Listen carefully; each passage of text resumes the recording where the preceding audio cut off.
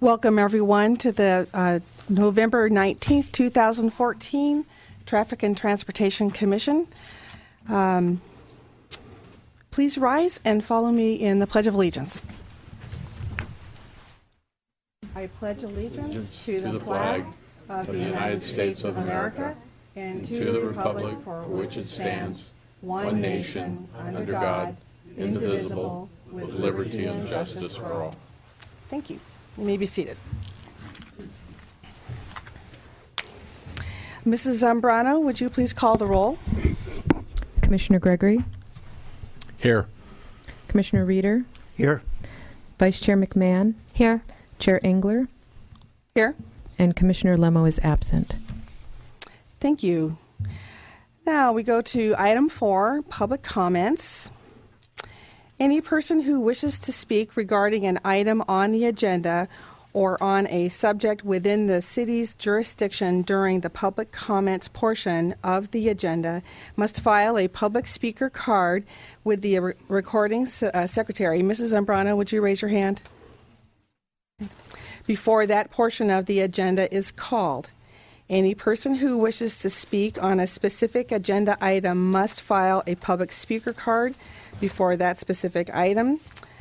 Persons addressing the Traffic Commission are requested to state their name and city of residence for the record.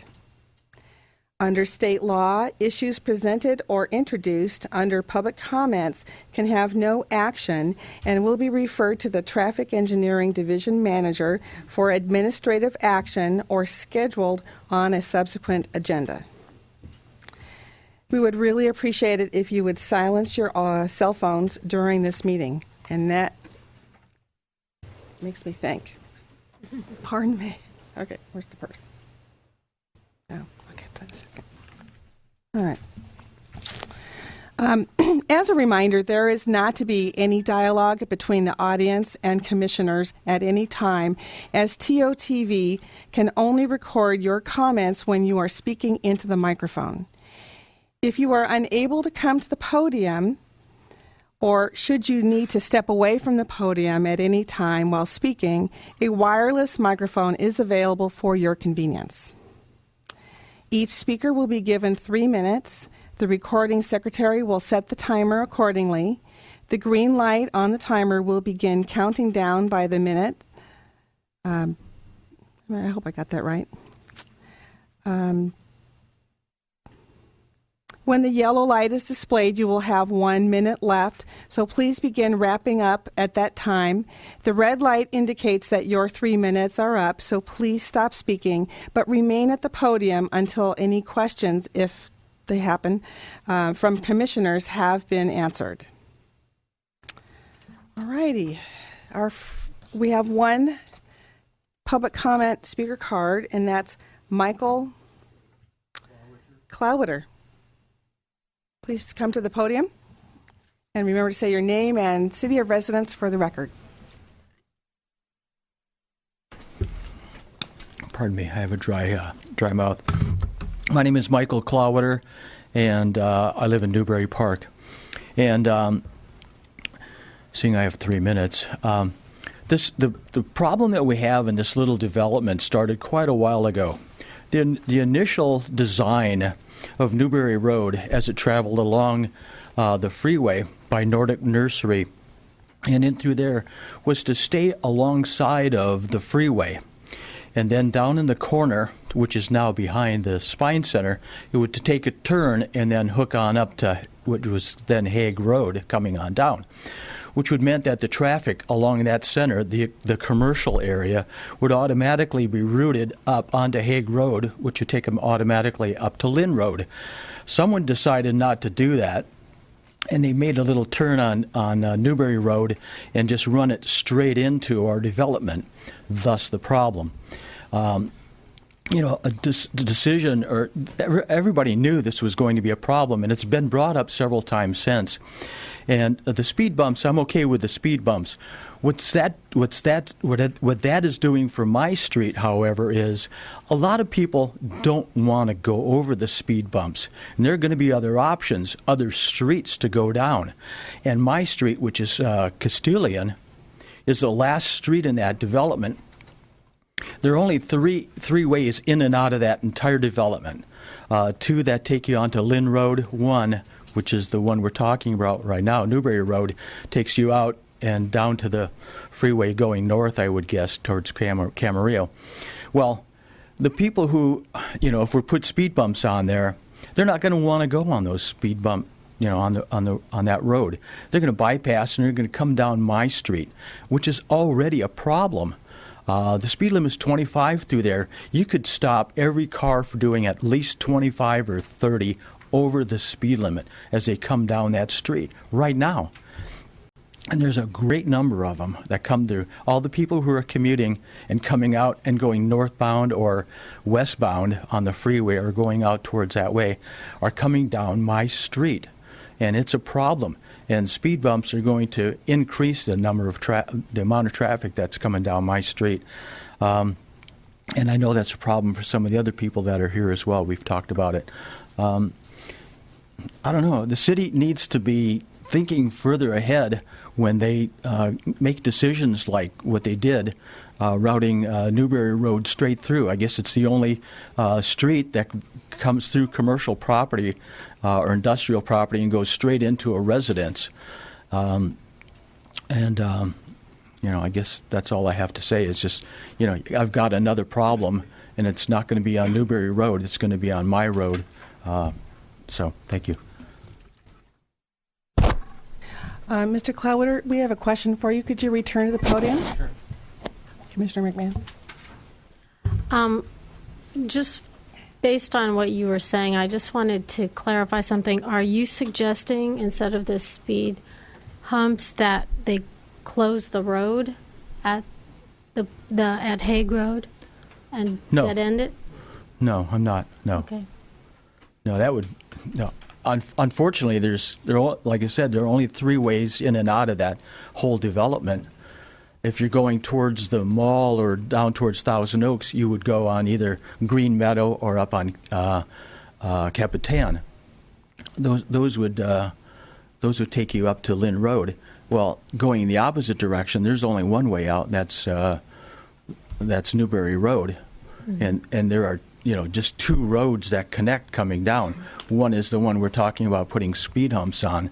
The other road is my road, and there aren't going to be speed bumps on there. And people are going to avoid the speed bumps by now coming down my road, which is already a problem for speeders. Okay. For me personally, I think it's for speeding anyway. I mean, I don't get probably the amount of traffic because people go straight through on Newberry Road. But as far as speeding is concerned, I have a real problem. That it's about 2 blocks long, and it's slightly downhill as it goes down towards Newberry Road, and they're doing at least 50, 55 when they pass my house. Thank you. And I don't see any law enforcement down there at all. All right. We move on to agenda item 5, summary notes. Are there any comments from commissioners about the summary notes? All good? Okay. We'll move on to item 6, the engineer report. So our item 6A is Newberry Road Speed Hump Petition. This is an action item. The report will be provided to us by Acting Engineer Division Manager Jim Machiko. Thank you, Chair Engler.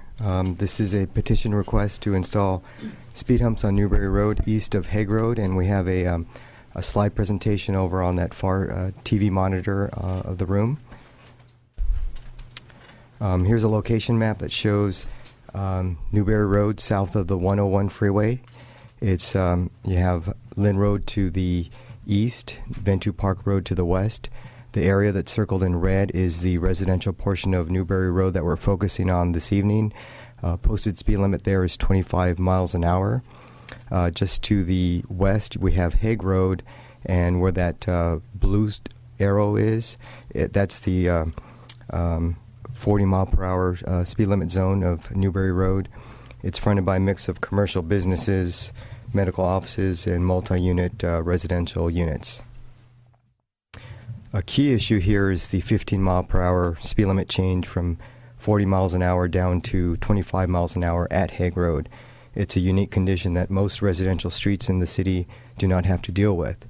And so what we have here are two challenges. In the westbound direction, as you approach Hague Road, is to try to prevent cars from speeding up too early as they enter the 40 mile per hour zone. And in the eastbound direction is trying to slow the traffic down from 40 miles an hour down to 25 as they approach Hague.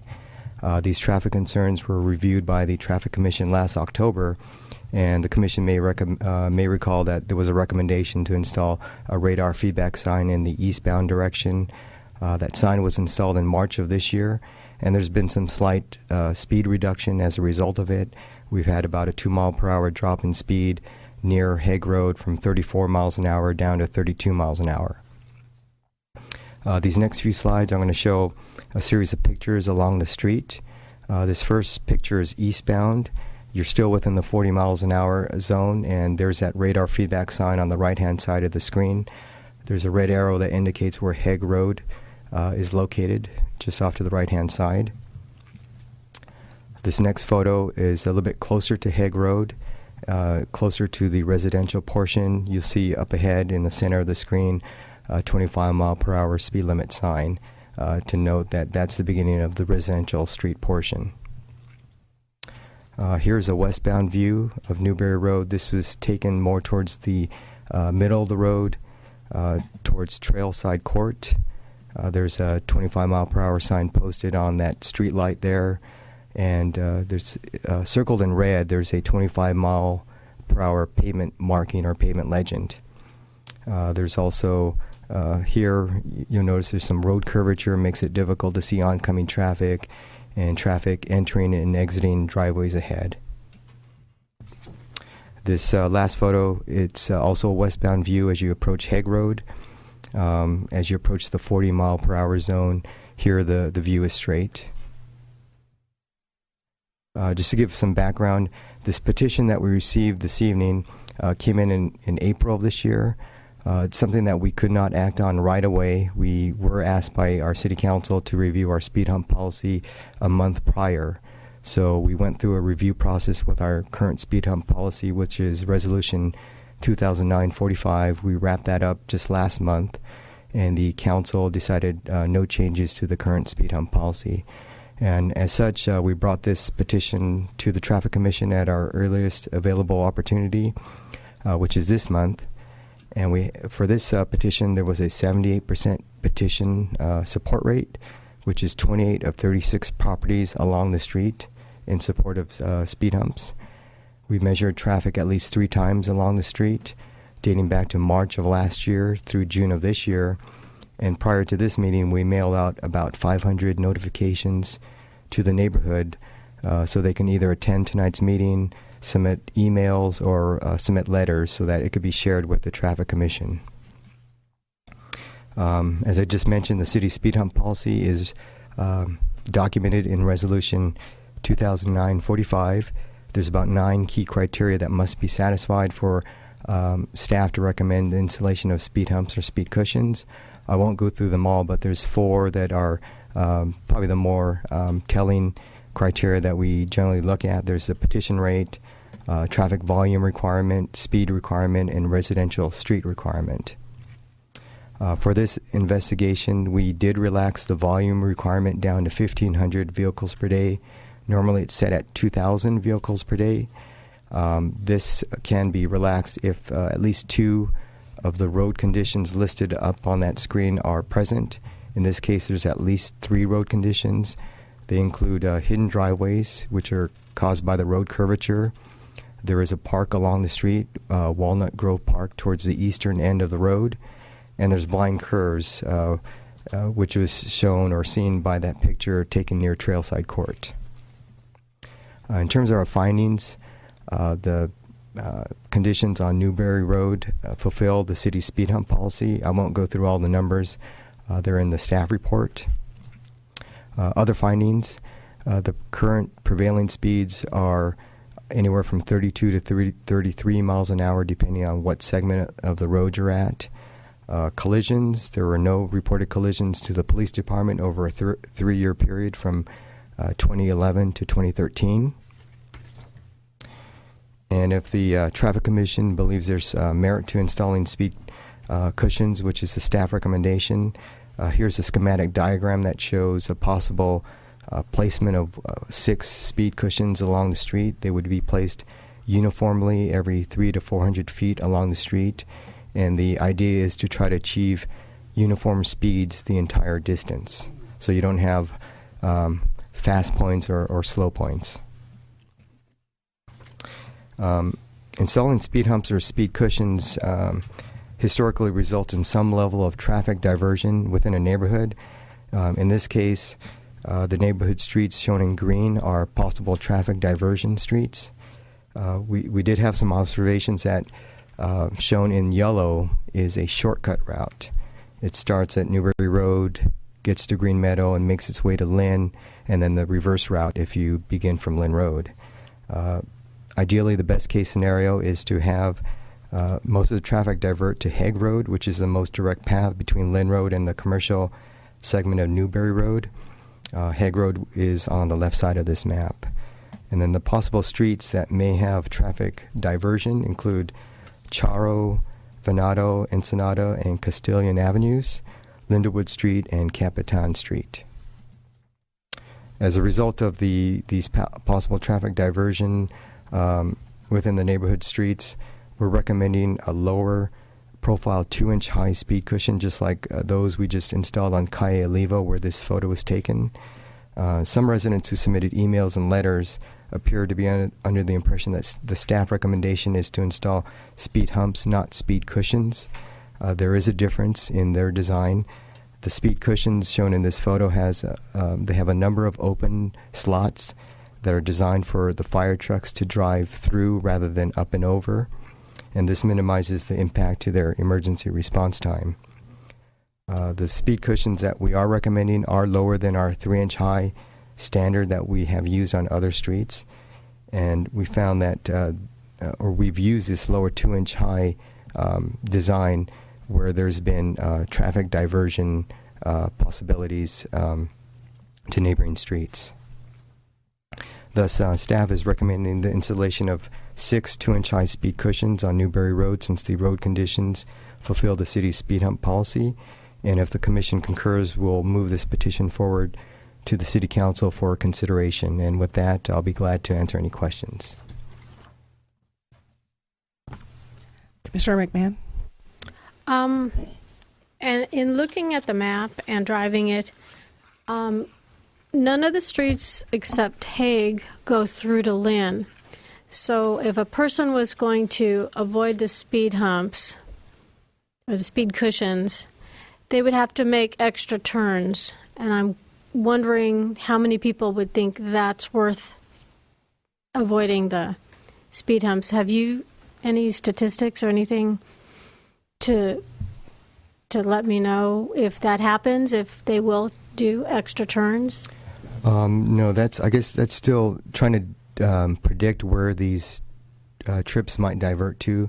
That's difficult to do, and typically what we do is whenever we have a speed hump or speed cushion installation, we'll do a before and after measurement. So in this case, we'll do, if this speed cushions are ultimately approved, we'll do some additional before measurements on all these neighborhood streets, and then probably 6 months later come back and do some after measurements in volume to see if there's been changes in volume patterns.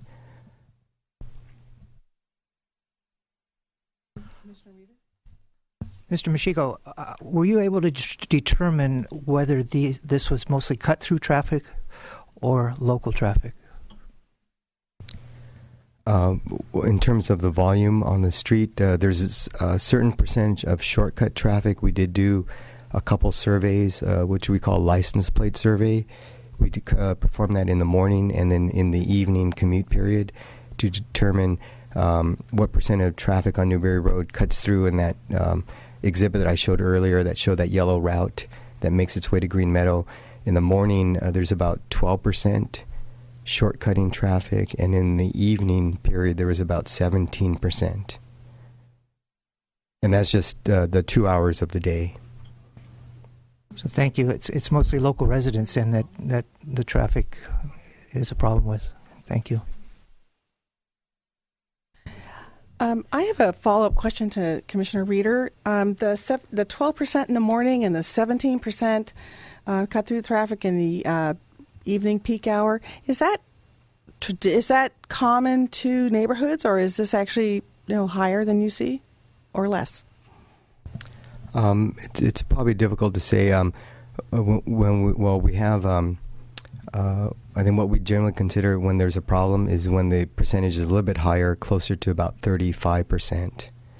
And then this one is 17 in the PM, so obviously the PM is probably a little bit higher than a typical residential street in the city. And considering that there are adjacent businesses on that 40-mile-per-hour segment, I'm sure that this is probably a little bit higher than a typical residential street.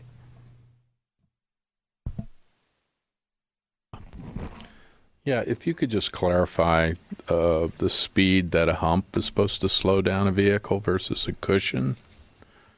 That would be my first question, but let me ask my second one. And then, do we have any speeding information on, was that Hague Road? Okay, Hague Road, we do not have any data or measurements of traffic or speed on Hague Road. Since that wasn't really part of this investigation. Right.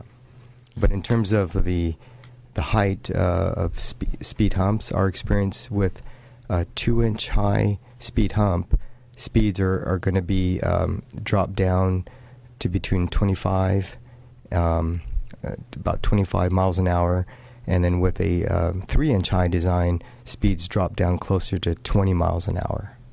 So that's essentially the biggest difference, is that the higher the profile of the speed hump, you get a greater drop in speed.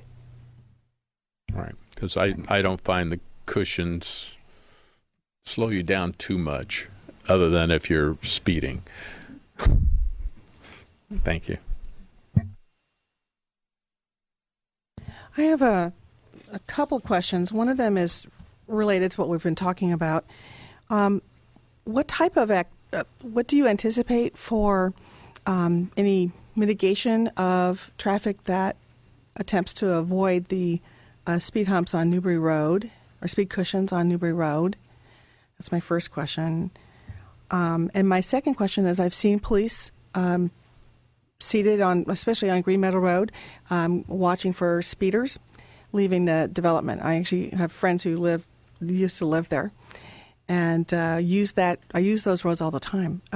Just wondering what you anticipate you could be doing to mitigate any diversionary traffic off of away from Newberry Road onto some of these side roads. Okay. Typically, we would probably follow the very similar type of program that we have for Newberry Road. Whenever there's a speeding concern on any street, we always go with generally try the speed enforcement first, see if that helps out. We might consider additional speed limit signs.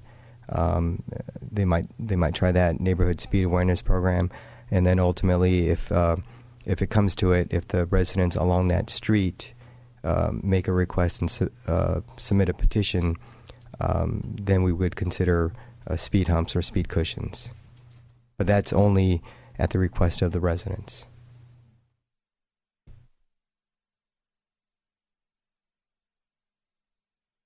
All right, let me get to my notes. All right, at this point, we're going to move to public comments for this agenda item. Anyone wishing to address the commission on this agenda item may do so by filling out the purple speaker card. On the back, you'll see there's a pile of that, as well as, or if you don't wish to speak but you want to file a comment, the teal-colored statement card. Okay. Speakers are allowed 5 minutes each. When I call you to the podium, I'll ask you to state your name and city of residence. All right, our first speaker is David Wrench.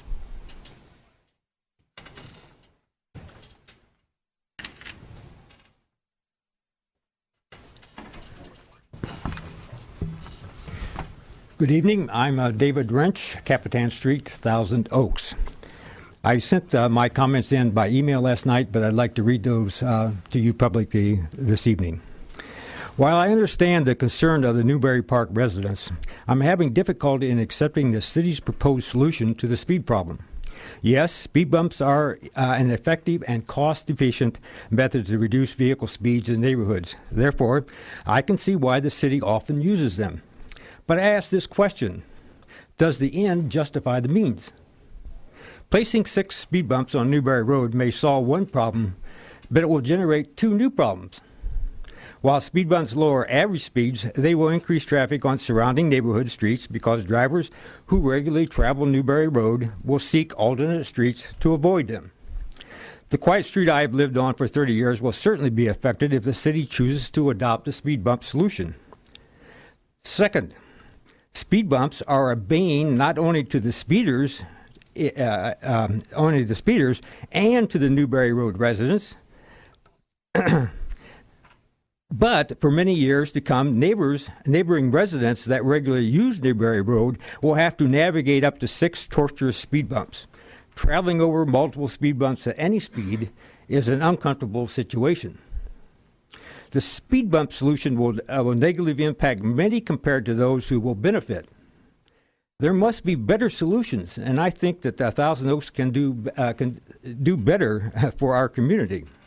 For example, the Governor's Highway Safety Association cited a 2005 report from the National Forum on Speeding, which advocates for speed camera programs. When they are in place for safety and not for revenue purposes, and when they are in areas with demonstrated need and public support. An Insurance Institute for Highway Safety report demonstrated the effectiveness of speed cameras in reducing highway speeds. I know there are other alternate suggestions that will be also added to this agenda tonight. Any comments, questions? Thank you, Mr. Wrench. All right, our next speaker is Bill Edmonds. Please state your name and city of residence for the record. Hello, my name is Bill Edmonds. I reside at 263 Ensenada, Thousand Oaks, at the corner of Ensenada and Newberry Road. Thank you for allowing us to present this evening. This has been a long time in coming. Having lived there for 30 years, I'm glad to see that the Public Works Department has determined that the road conditions meet installation criteria for the city speed hump policy. I did mail in a letter explaining my concerns that I had for this evening, thinking I wasn't going to be able to attend tonight, but as things turned out, here I am. My concern is the tremendous speed on Newberry Road. We live, as I said, on the corner of Ensenada and Newberry Road, which is the center portion, 3 blocks up from Green Meadow and approximately 3 to 4 blocks east of Hague Road. So by the time cars come down Green Meadow to Newberry Road to make that left-hand turn, by the time they get up to Ensenada, they're traveling at speeds of 40, 45 miles an hour. And I've seen it time and time and time and time again. And Mr. Chico, you said the volume on Newberry Road is about 1,500 cars. Did I hear that correctly? The volume of cars? I don't think we're supposed to be allowed to have dialogue at this point. I'll answer questions later. Later on. I believe that's what you said. So that volume and the speed combined, it makes it very, very concerning, obviously, for us. Pedestrians trying to cross the road from Ensenada to get to the other side of Newberry Road to walk down to the park, Walnut Cove Park. It's a very dangerous situation because, as you maybe have seen on the map, Newberry Road curves. And so visibility in both directions is very, very difficult and very dangerous. And so I have a concern there. We've had accidents there. We've had fire hydrants knocked off. We've had parked cars run into. And I don't know what the answer is. I'm hoping the speed humps will be part of the solution. As expressed earlier, I have a concern because a lot of the cars that are heading eastbound on Newberry Road will oftentimes turn on to Ensenada at our corner and race up Ensenada, which also curves as they get to Capitan and turn left and then right onto Green Meadow as a shortcut. The shortcut is not down Green Meadow to Newberry Road. The shortcut is through Capitan, Ensenada to Newberry Road. Now, that would allow them to avoid 3 of the humps along the road on Newberry, but still, we're concerned about then the speed now on Ensenada, as well as the other surrounding streets. So, thank you for your time, and I hope you consider at least that portion of it. It's something we've been needing and considering for some time, and it is a serious, important issue. Before something really serious does happen, please consider this issue. Thank you. Mr. McMahon? Mr. Edmonds, could you I have say? a quick question. You did voice some concerns about Ensenada and other avoidance of the humps, but you signed the petition. So I just want to be clear, are you in favor of the speed humps? I am in favor of it. Okay. We've got to start somewhere with this.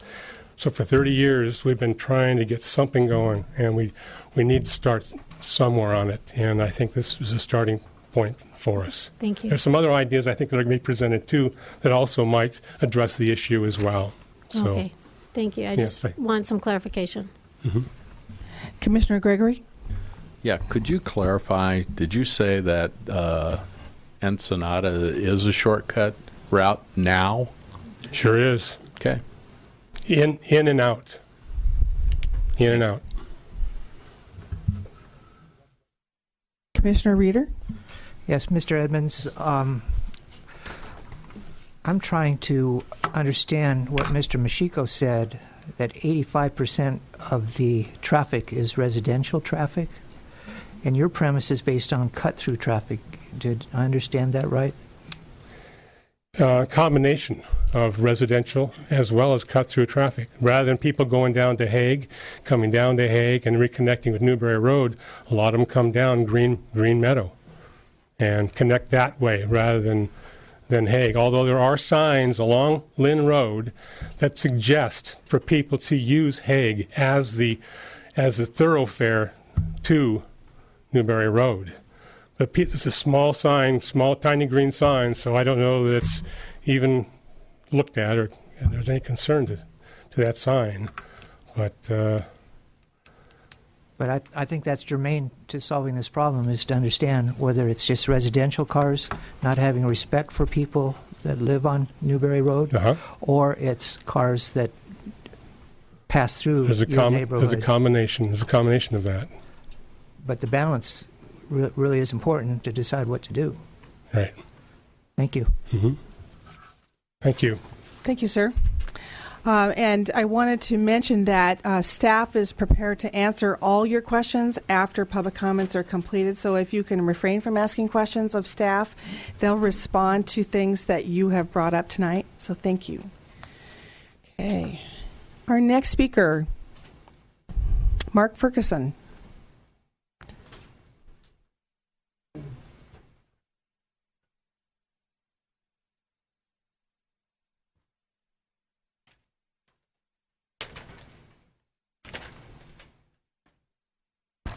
Hi, I'm Mark Ferguson, and I live on Ballina Court, Thousand Oaks, or Newberry Park.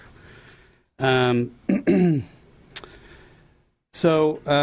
read the staff report, and I'm going to oppose the speed bumps on Newberry Road, and I have several reasons for that.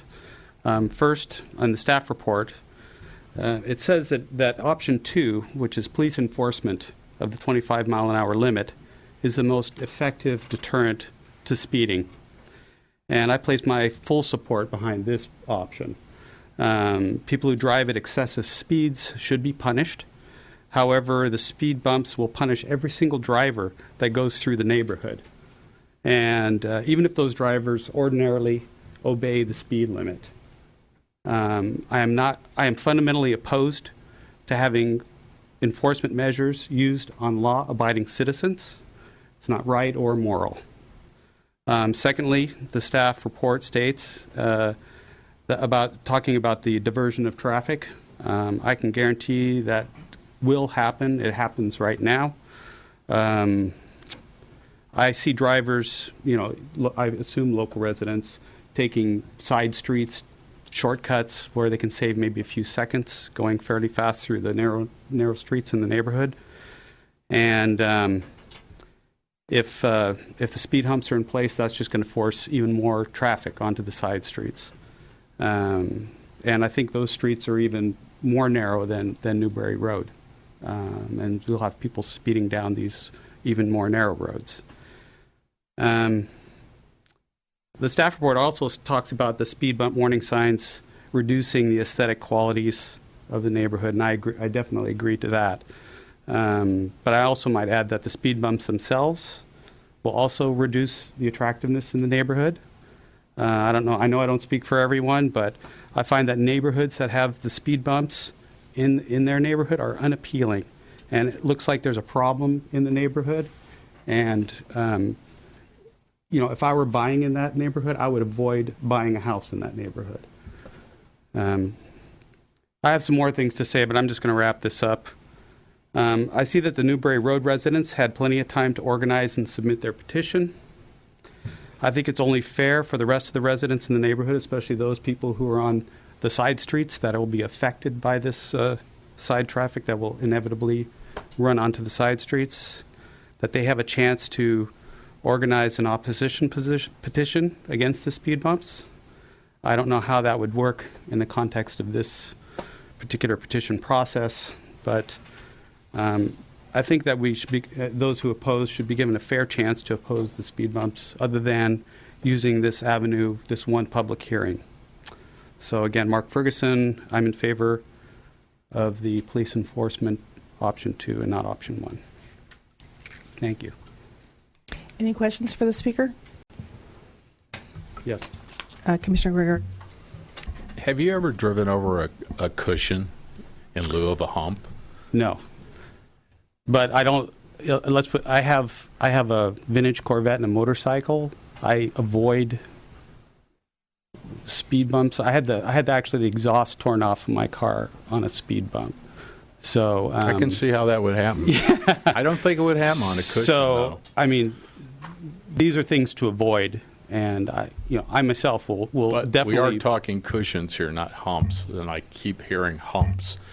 All right, so I don't know. It seems like semantics to me, but I'm not familiar with these. There's a huge difference between the two. Okay. By a whole inch, I think, right? No, no. We put some on Los Olivos, and I suggest maybe drive over there. But thank you. Sure. And maybe that should be made more clear in the communications that go out to people. That the photo that was included was kind of unclear. It's really difficult to tell from the photo that was included in the engineering report what that was. I mean, you can't even tell that you see stripes on the road, but I mean, you see no hump. I mean, it's really hard to see. So I think something that's a little clearer for those of us who are looking at this would be nice. Or even, point out a place where we can go look at these, because that's, that would be another thing. And give us more time, too, because this notification went out fairly recently, and we really haven't had much time to prepare for this or even look at these things. So we have another question for you. Oh, go ahead. It's not a question, it's a comment. The speed humps are solid all the way, pretty much curb to curb. The speed cushions have spaces, and essentially the spaces are for the, there, you can look on the screen. The spaces are really for the emergency vehicles because they fit their tire width. But, for example, your motorcycle, you wouldn't need to worry about that at all. And I don't know about your vintage car, but there is a big difference between the speed cushions and the speed humps, and I encourage you to go drive the speed cushions and take a look at the picture on the screen. Okay, I looked at it. It's not I kind of understand. So they're longitudinal humps that are in the direction of traffic. Is that the? I mean, No, they're still across the street, perpendicular to the street, but they aren't solid all the way across. Gaps. Yes. One more question, sir. Yeah. Could you go back? And they're not consistently 2 inches high the whole way, too. I'm not They're- dismissed, They're right? crowned. No, but I mean, it's important because I Sure. think a hump, I don't think any of us agree would be appropriate. So, there's a lot of people opposed to it, but we're not proposing to put humps in here, cushions instead.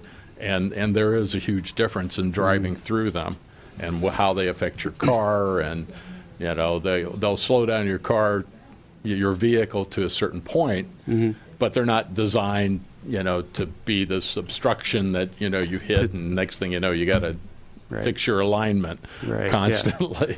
Sure. All right, thank you. Okay. One short question. Do you have a homeowners association in your neighborhood? No. Thank you. All right. Thank you, sir. The next speaker is Jeff Irvin.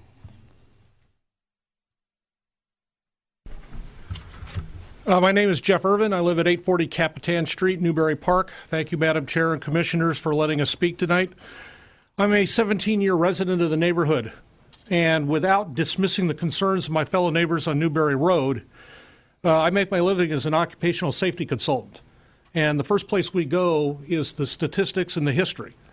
And your traffic report indicates that there's been no accidents, no injuries, no problems for the last 3 years. And I'm wondering this radicalized solution to this problem if we're not getting carried away with ourselves. I have, in fact, driven over the 2-inch cushions. I'm still not impressed. I still think that this is going to lead to more troubles for the people that live around Newberry Road. Yesterday, I briefly had time to go to about 50 homes, all of the people I know on Capitan Street, plus I went down Charo. A lot of people were not home because of work. But the ones that were home, I talked to 31 people, 29 of which are opposed to this, could not make this meeting because of work, family. I got this notice on Saturday afternoon. I got a hold of Mr. Mashinko by email Monday morning, and he was very helpful and cooperative, and I'd like to thank him for his help. I would like to propose a suggestion that might solve this, because my biggest concern is I can see this debate quickly degenerating into an acrimonious neighborhood dispute. There are something like 400 people that are going to be affected by this.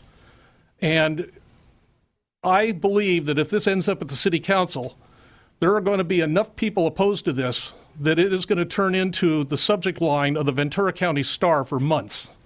I would like to avoid that while still addressing the concerns. Mr. Edmonds is absolutely right. I walk my dog around his corner fairly frequently, and he is absolutely correct. What I am proposing, though, is something that may require some more discussion with the traffic engineers. I don't think anybody here would actually oppose putting in a set of stop signs, either a 3-way stop at Hague Road and Newberry Road, or as an alternative, a 4-way stop at Castilian. Most of the residents that are having problems with the speeders on this road is between Hague and Trailside or Ensenada. By putting these stop signs in, I think most residents would go along with it without a big commotion.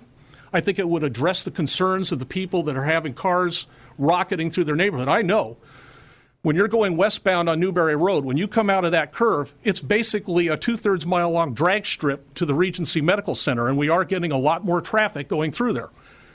A 3-way stop there, because of the way it's configured, it would be a 3-way stop. But I think most of us could live with a 4-way stop at Castilian. And I'd like to see that done before we move to the more radical suggestion of putting in speed cushions. Now, I understand from Mr. Mashiko that this is a suggestion easier said than done, because apparently you have to go through state and federal regulatory guidelines before you can put 2 stop signs on the street. I would submit, put the stop signs in and see if anybody in Washington, D.C. notices. I would very much like to see this situation resolved to the benefit of both parties. We have speeders. I live on Capitan, and I've had a couple times where I've had to back out of the driveway and damn near been run over.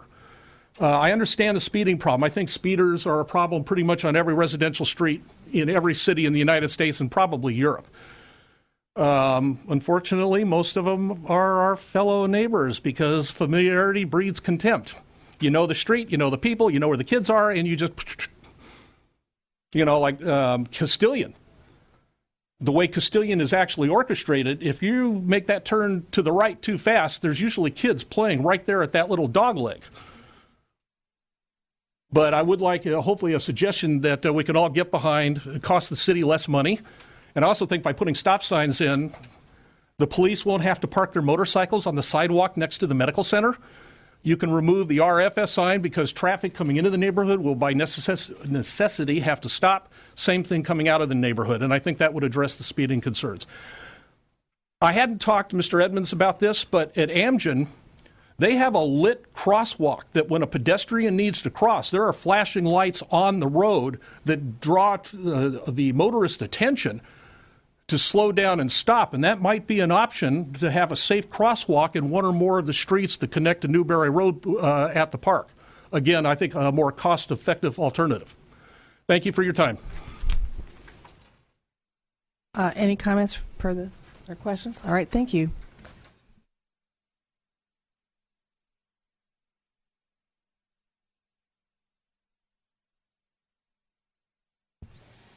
Our next speaker is Mary Jo Sather. Did I say that right? Sather.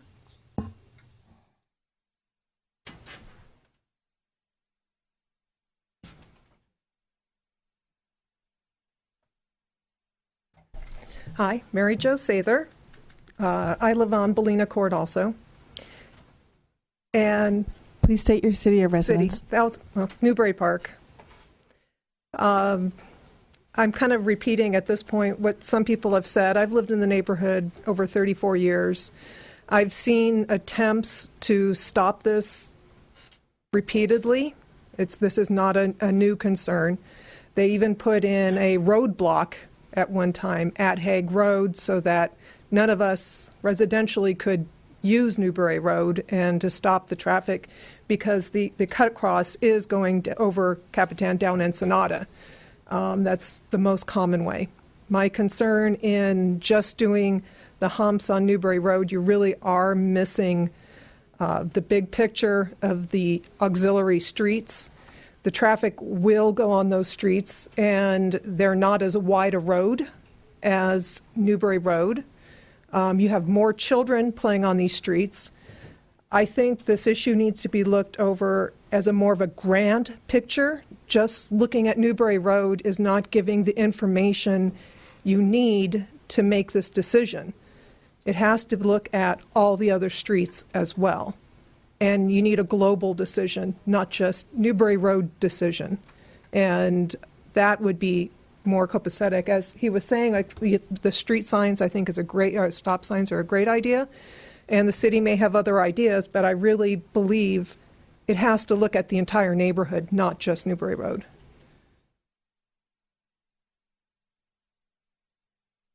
I have a question for you. Were you aware that stop signs are not used as speed control devices? Well, and it would also give a chance for pedestrians to go across also.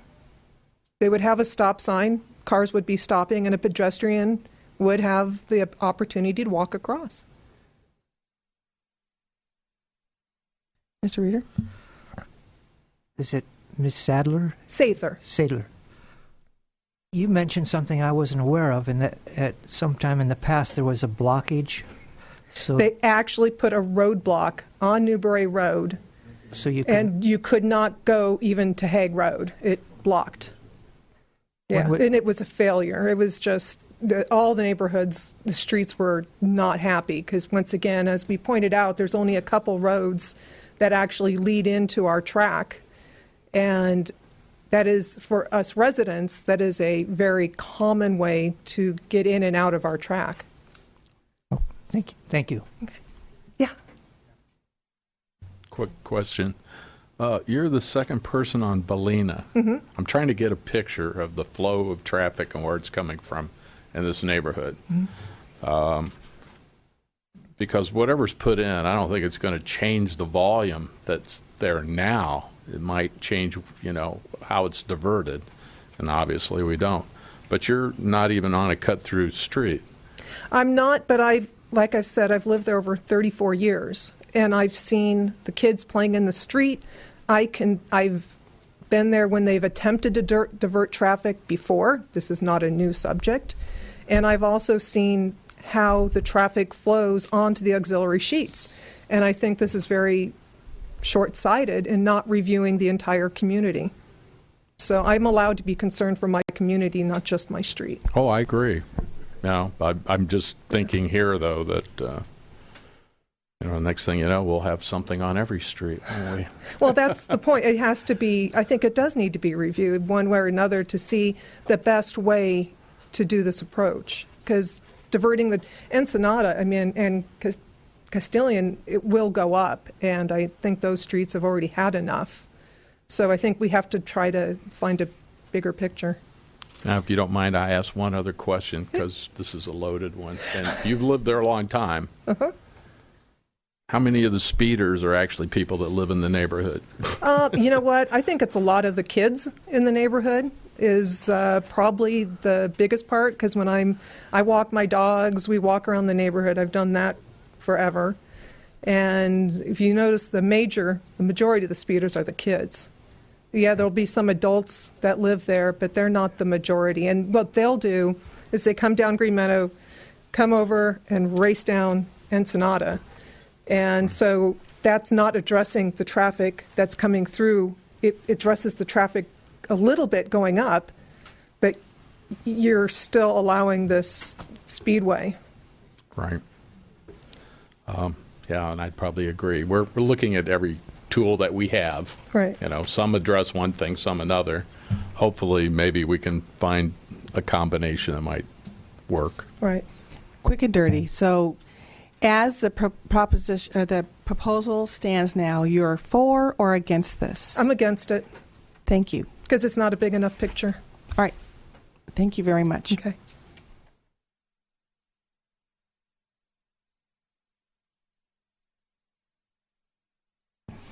Our next speaker is Rick McHenry. Thank you.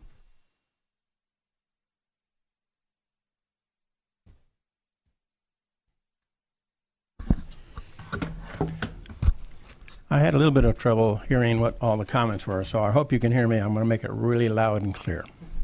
My name is Rick McHenry. I live at 971 Newberry Road, and I'd like to give my people here in the audience a little bit of background which they aren't familiar with. I started this over a year and a half ago, and I addressed the commission at that time. No red lights, no stop signs, nothing, nada. My next step was to try to get that blinking light. That took a year to get. That has not helped. People see it the first time and they ignore it. I've called the police department for more traffic coverage on it. I'm getting very little. I see it every day. I'm out there every day and I watch these people, and most of them are the people that live in the neighborhood, and a lot of them are women with children in their car. And that's the sad part, is it's our neighbors. Because we couldn't get stop signs, because we couldn't get a red light, my last option was to get speed humps. I went around and got the petition. I got 78%, but then I went around and got 3 more signatures.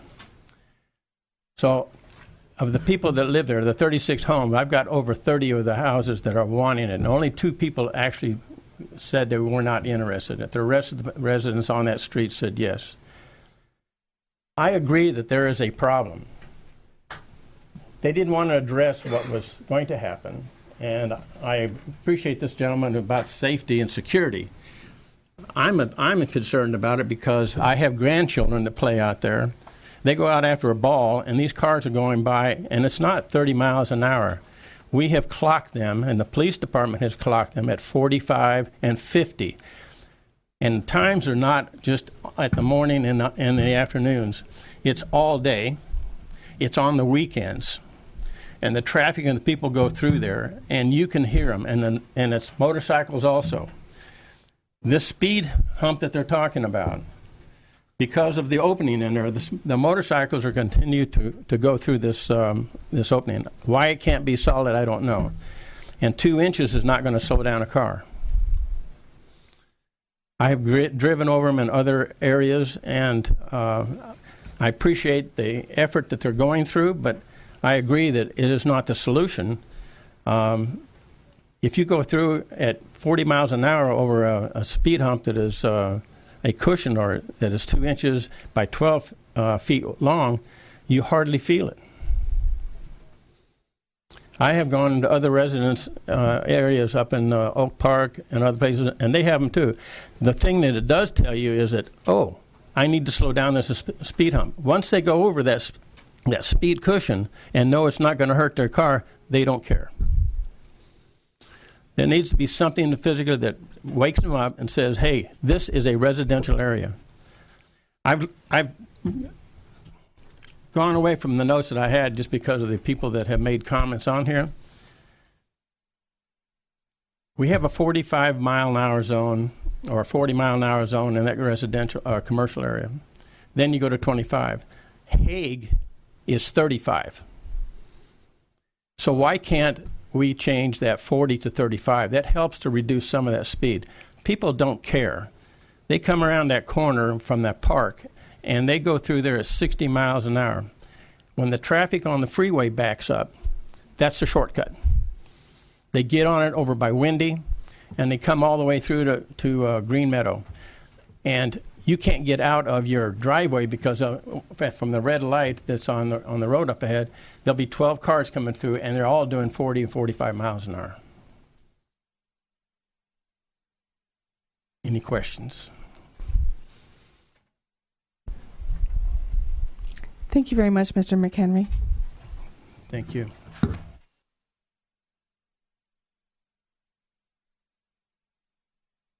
Michael Page.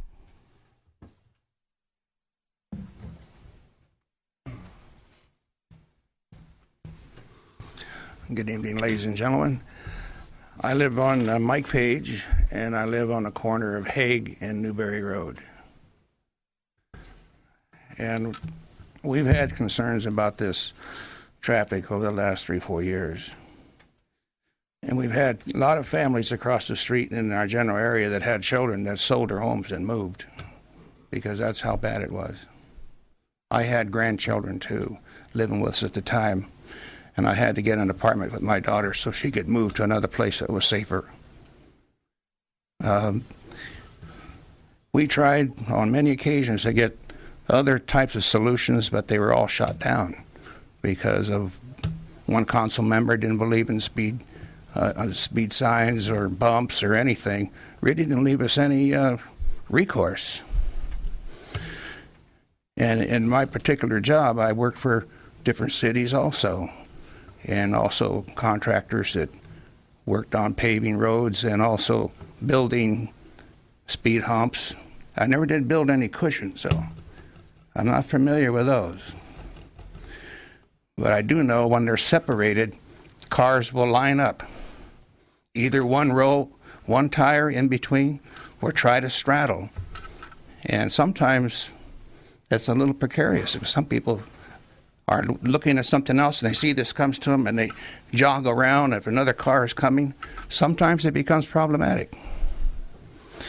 Now we've driven all over Santa Monica and Malibu, and we built several of the speed bumps and looked at ones where we would get the most effect. And from the 12-foot lengths to 2 inches high, 3 inches high, 4 inches high. It appears that 6 by 3 is the best. Because these here, you've got to remember, they're tapered on sides too. So you're straddling them, you're only going to go up about 1 inch. Now the first month might be a little bit of a scare tactic, but after they've been checked out for a couple of months, you might have a different opinion about that. I'm glad that you're asserting the idea of doing a test, because you may have to adjust the height. You might have to shrink down to where the cars can straddle better or less. And what else here? The reason why I'm so concerned about Hague Road is because of the entry into Newberry Road. You can't see oncoming traffic coming westbound. And then I live on the corner. You try to back out to go any direction, it's very problematic. These people are coming like crazy, and they drive very, very fast. And we stand out there and we wave them down to slow down.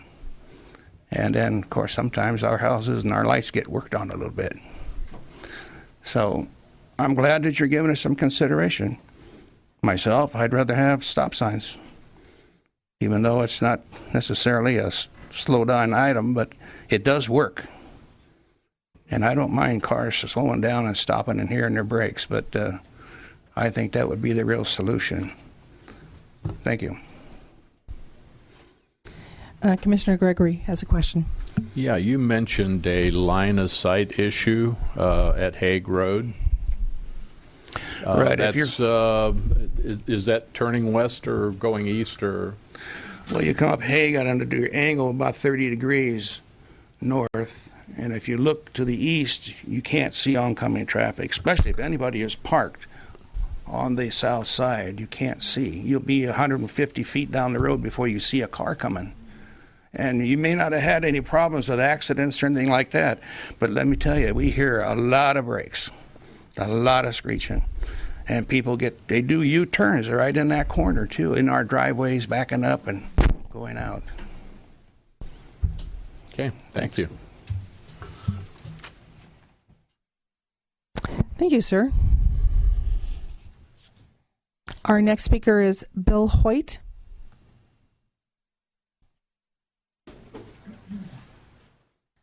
Please remember your name and city of residence for the record. Yes, my name is Bill Hoyt, and I live on Venado in Newberry Park. I'm pretty much against the idea of a speed hump or speed bump, and please don't call them a cushion, because they're in no way a cushion. There's nothing soft and fluffy about them. They're meant to be a damn nuisance, and they are. So let's not call them a cushion. Find some other word for it, but not a cushion. That really excites me. That's deceptive, and that's just not the kind of thing I expect from Thousand Oaks. My main concern is diverted traffic. I live on Venado.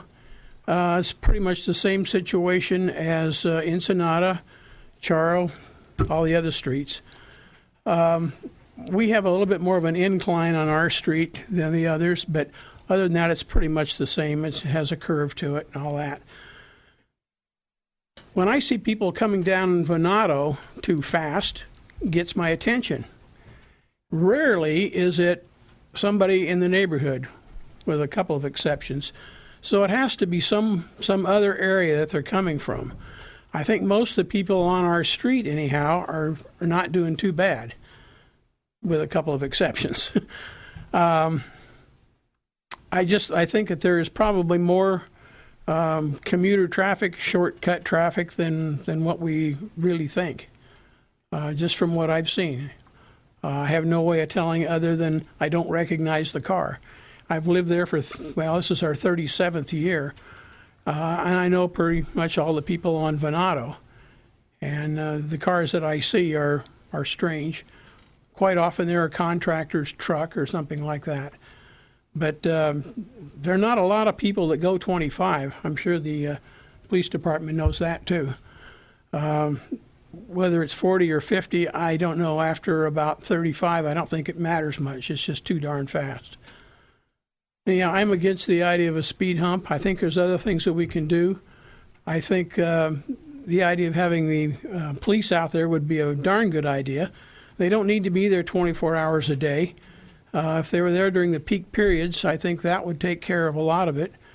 What I've noticed is during the peak periods, they are SUV with mom and 3 or 4 kids in a hurry for some reason. I don't know what's going on. School starts on time or something, but anyhow, that, and then in the evening, it's pretty much the same thing too. I guess people coming home from work, but they're going too fast. And they're neighborhood people there. They're not outsiders for the most part. Although when the freeway gets backed up, I think we get a little bit more of that traffic, but it's hard to say. Yeah, I'm against the idea of the speed hump. I think there's other things we can do, like education in the neighborhood. Let people know that we're watching them. I just think that we can do more in that regard. And I think law enforcement, heck, that's a good opportunity for some revenue.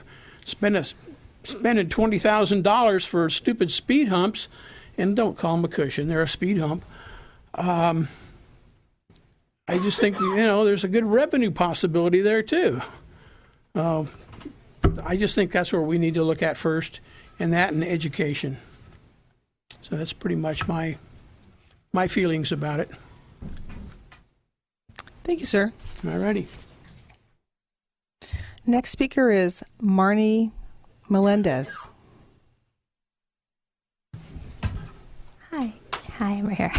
Hi, my name is Marnie Melendez, And who's next to you? Ava. Thousand Oaks, California, and I live on 977 Newberry Road, and we're the second house coming into Newberry, right off of Hague, so on the corner of Hague. I didn't realize when we started this. Well, I started last year, and I spoke, and they put in the blinking lights, and I honestly thought that would help. I really, really did, or maybe I was just hoping it would, and it hasn't. But I do want to address my neighbors in the community that yes, there has to be something done, and we don't want to push our problem onto them either. If you guys can get stop signs so that there could be a stop on Newberry, Hague, and then right in front of my house, I'm fine with that. Put a speed bump right in front of my house. I'm okay with that too, or a cushion or whatever. There needs to be something, needs to be done, and I don't want to push the burden onto our neighbors and the surrounding areas. I walk my dogs. My child and I go up and down Newberry. People are speeding up and down. It's a problem. And the reason why our kids don't play out on that street is there's no way they could. There's no way that they could even think about playing on that street. So if the solution, I'm glad that we have a lot of our neighbors here, so maybe we can come together and come to consensus and that we do put stop signs and not cushions, because we don't want to burden anybody else. We don't want them to put anything. We don't want them to feel what we're feeling right now. I would hate for them to feel like they can't go outside of their house and have their kids play, because that's how I feel right now. And I wouldn't want that on them either.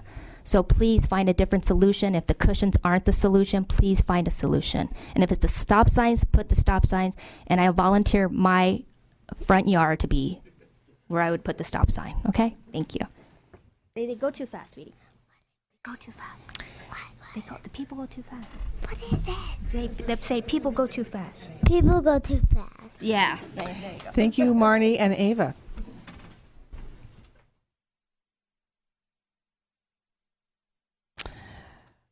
Okay, our next speaker is Dr. Steve Rusa.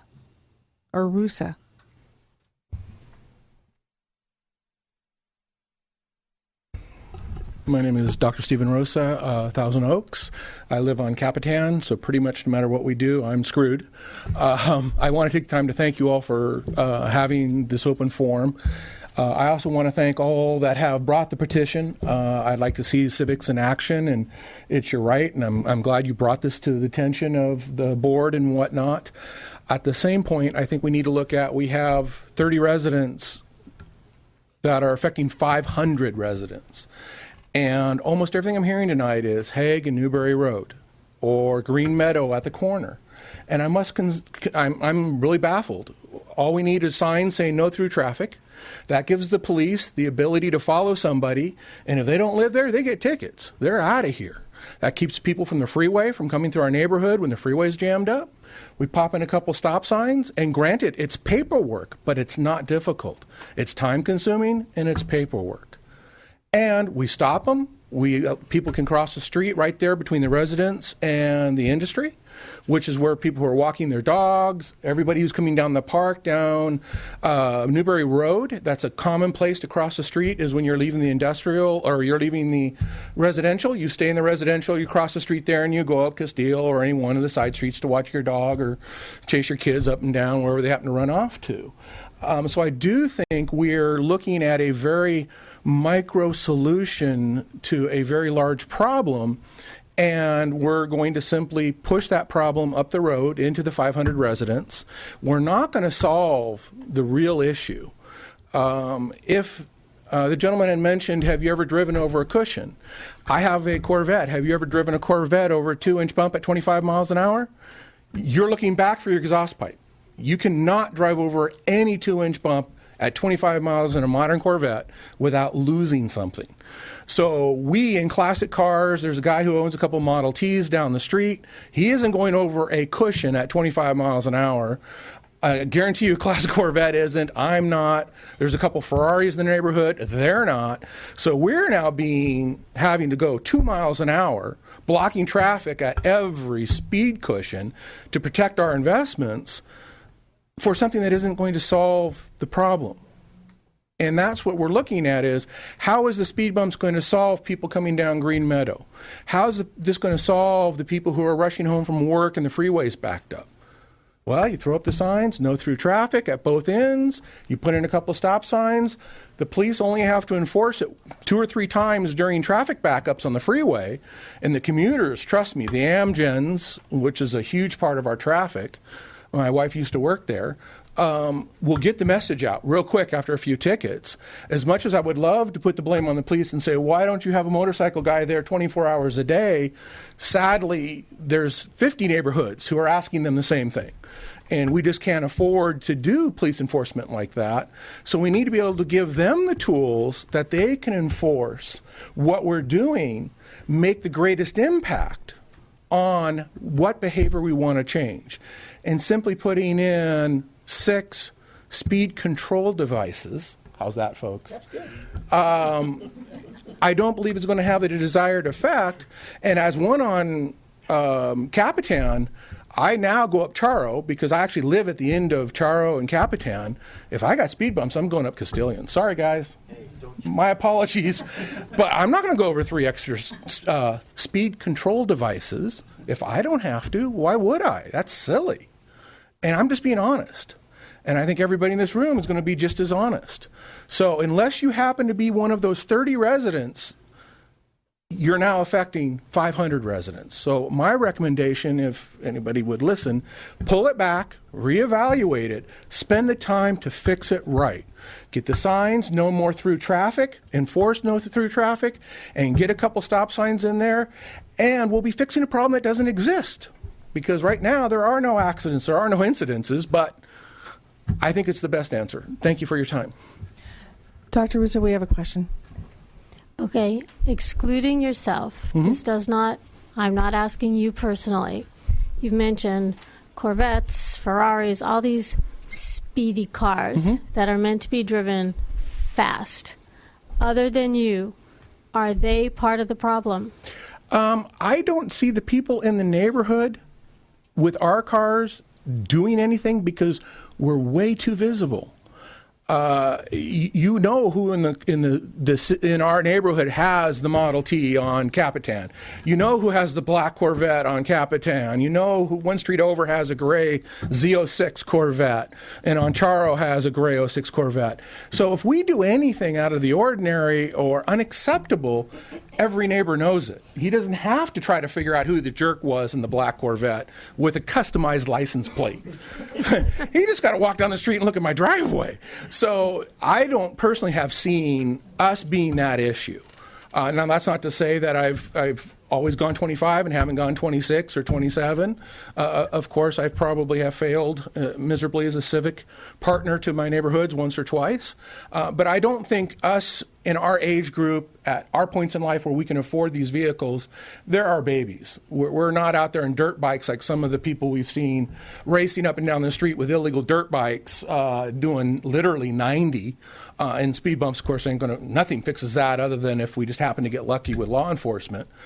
You're not getting that from you're hearing 30-year, 40-year residents. We're in our 40s, 50s, 60s. These are our babies. These aren't toys that we're going out on city streets and doing 90. We're past that stage, I hope. Thank you. Thank you very much. Thank you. Our next speaker is Russell Wilson. Oh, yes, Ness. Thank you. Russell Wilson. I live on the corner of Charro and Newberry Road. And city of residence, please. Thousand Oaks. Thank you. It used to be Thousand Oaks, and all of a sudden it became Newberry Park. It's still Thousand Oaks. Geographically. I've been there 43 years. That's why it was Thousand Oaks originally. But I was there when they put up the barricade, and that was put up because we did have a lot of cut-through traffic, because Hillcrest did not exist between Lynn Road and Ventu Park. And the barricade was taken down and when Hillcrest was cut through. It hasn't helped too much with the cut-through traffic, I don't think, but it did help some. Also, I live right on the corner, and nobody asked me to sign a petition, so I don't quite understand why. But also, I have a little concern with the study that was taken. They had two locations for the speed and volume measurements.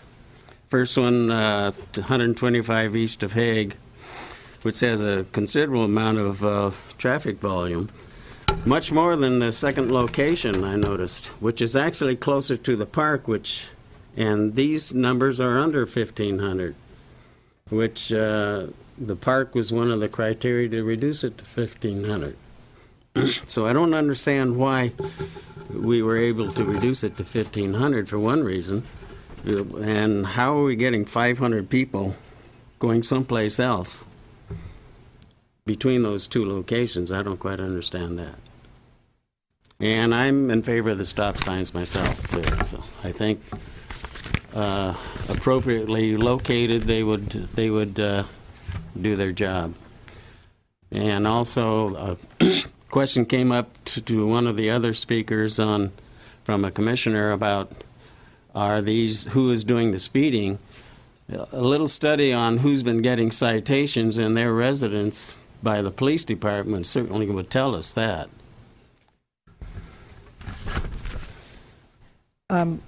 Commissioner Gregory has a question for you. Go ahead. Yeah. Are you at, what's the number here, 342? 331. Oh, 331. Across the street okay. from 342. Gotcha. I do have you on the petition, by the way. I signed the petition? Somebody did. Huh?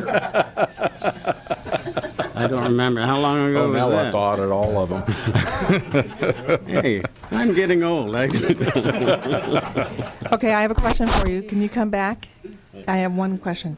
So we do have a map that we've been looking at everywhere you say that you live, and we have some check marks indicating if you signed the petition. So it looks like someone from your household signed the petition in favor of speed humps. So are you for or against speed humps?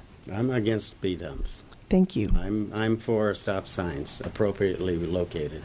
Okay, but if we do not utilize speed or stop signs, what is your position on the speed hump petition? I don't quite understand why they're not put on Green Meadow also, because that's, they're coming screaming down Green Meadow to get to Newberry Road, and it's a downhill from Lynn Road. And that's where they're picking up speed. They're hardly just barely rolling through the stop sign there, Mm-hmm. and continuing on Newberry Road. Okay, thank you. We have one more question. No. Okay, then we're. I do have. You know, somebody made a comment about Santa Monica, and I just want to clarify something. You know, the state does have some warrants that says this is where you should put stop signs for these reasons. It was pretty much, you know, this community that kind of led putting standards down where humps should go. If you've ever driven Santa Monica who didn't use warrants, they have a stop sign and a hump on every street that is a major thoroughfare. I mean, so it was kind of like, well, I couldn't justify really why I put it there, so I put them everywhere. So we're really trying to just use things as effective tools, or we will just be driving on nothing but speed humps and stopping at stop signs, and it'll take an hour to get someplace. We're trying to solve problems, not create them. So, you know, so we look at these things very seriously, and all the tools that we have that might resolve them. So, thank you.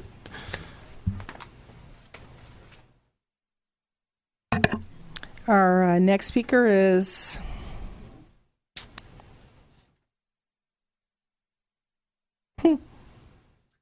Donald. Is it Don? No, Dolores. What? Thank you. Would you please step forward and say your name and city of residence?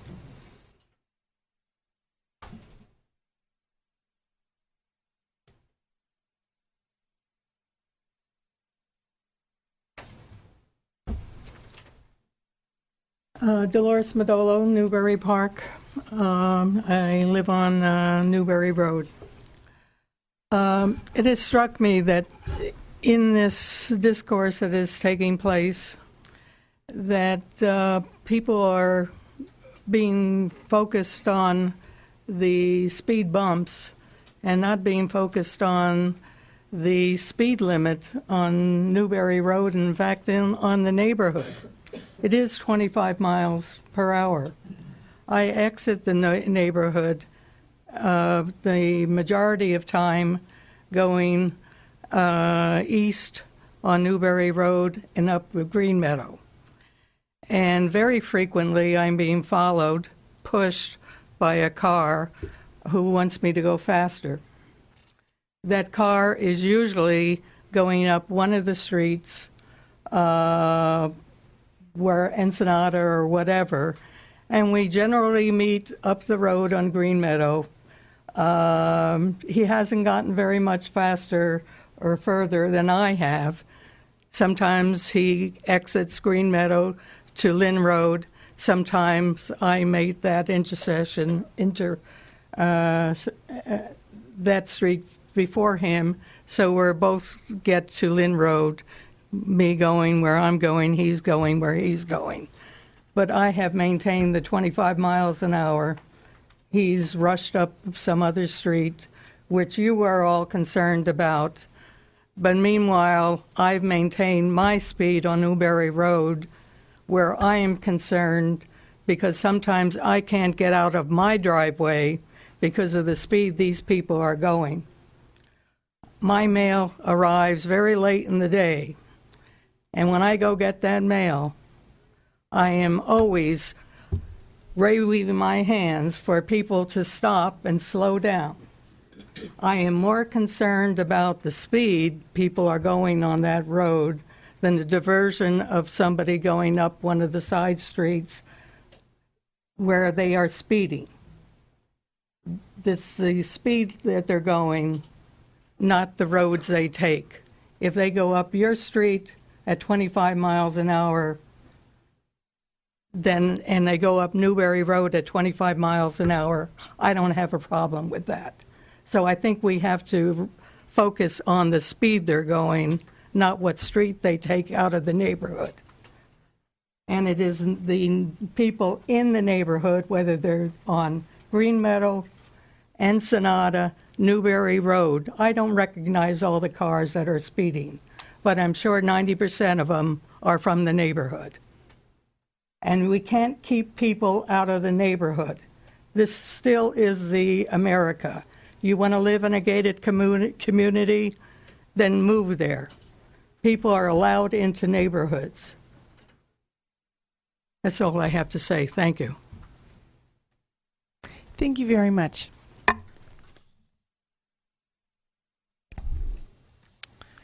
Okay, our last speaker for this agenda item is Jeffrey Bluens.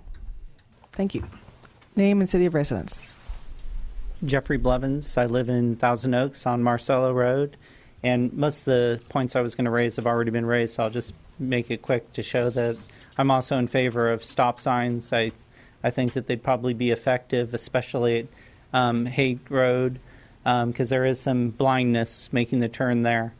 And I think that they would probably work better than the humps, mainly because I don't want my classic cars getting hurt going over the humps. So I'm selfish. I'm sorry. But that's how it is. I drive Newberry Road to Green Meadow every day, even though if you look on a map, Marcello's closer to Haight. But that blind intersection is tough, as well as the traffic light getting onto Lynn Road to make a left-hand turn seems really long compared to Green Meadow. So I do travel the roads we're talking about that we're saying people are speeding. I don't believe I'm one of them, but if I am, you see my red car go by, I'm sorry. I will watch my speed. So that's all. Thank you, sir. Okay, we do have one public comment card from Jared Alvey.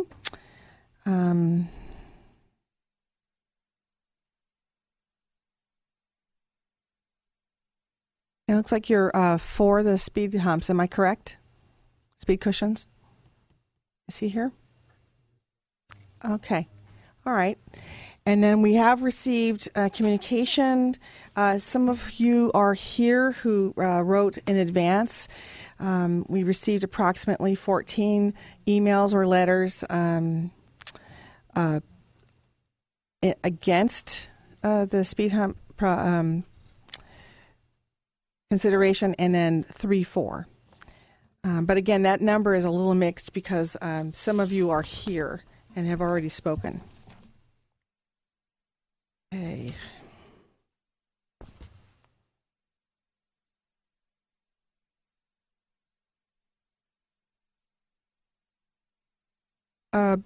For commissioners, do we have any questions for staff?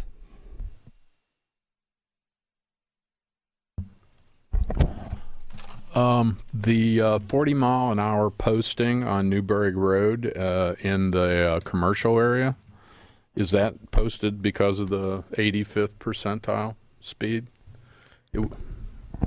Yes, that's correct. All our speed limits in the city, there is a state law that describes a procedure that we have to follow. It's based on a radar survey that we perform. We measure the actual speeds of the vehicles out on the road. So on that commercial segment of Newberry Road, we took a survey of at least 100 vehicles, and the 85th percentile speed, I believe, was somewhere around 43 miles an hour, which results in a speed limit of 40 miles an hour. And the state law clearly says that the state law or the speed limit shall be posted according to what the motorists are driving along that street. So if we set that speed limit down to, say, 35, you're probably not going to see a change in behavior because of a number posted on a sign. You're still probably going to observe speeding or the same speeds regardless of what that sign says. So, right. I mean, it would not be probably not be permitted or be out of compliance if we were to lower that speed limit. Then I have a question about line of sight that came up with a number of residents and people that drove this area. And I can understand there's a lot of traffic on Hague, so it does concern me that there's a line of sight issue, especially trying to merge out on Newberry Road if they're going 40 miles an hour right there. Have we done any kind of studies there? And also, when I look at this geography here, or, the flow of the road, I was wondering, and I thought one of our letters mentioned this, that Trailside Court might have a line of sight, and I'm not 100% sure, but have we done any line of sight studies along this area? Not specifically. I don't think it was brought to our attention. That's something that we can follow up on and check the site distance at all those locations that were mentioned. Right. We did take some notes, so. Okay, so I would suggest Hague and the trail side, and if I'm looking at this, Ensenada might actually have one too, but I don't think we would put one in both locations. So, yeah, if you could do so, thank you. Commissioner McMahon. I was wondering, there was a lot of comments about police enforcement, and I was hoping that our sergeant could comment about the amount of traffic officers we have who are available and how much police enforcement you can do in that area. We enforce Newberry Road regularly. We have 9 motorcycle police officers in the city of Thousand Oaks, including the 2 supervisors. And we enforce it regularly. As mentioned before, we sit near the intersection of Newberry Road and Hague Road on the sidewalk sometimes where the spine center is. It's a nice wide driveway. We don't seem to be blocking anything. I will tell you, I've been there personally myself and done enforcement. Most of the speeders, if you will, are coming westbound out of the neighborhood. And it's even true at commute times in the evenings when you think they'd be going into the neighborhood. For some reason, I'm not sure why, but it's usually the westbound people that we stop. That's a really good insight. Thank you.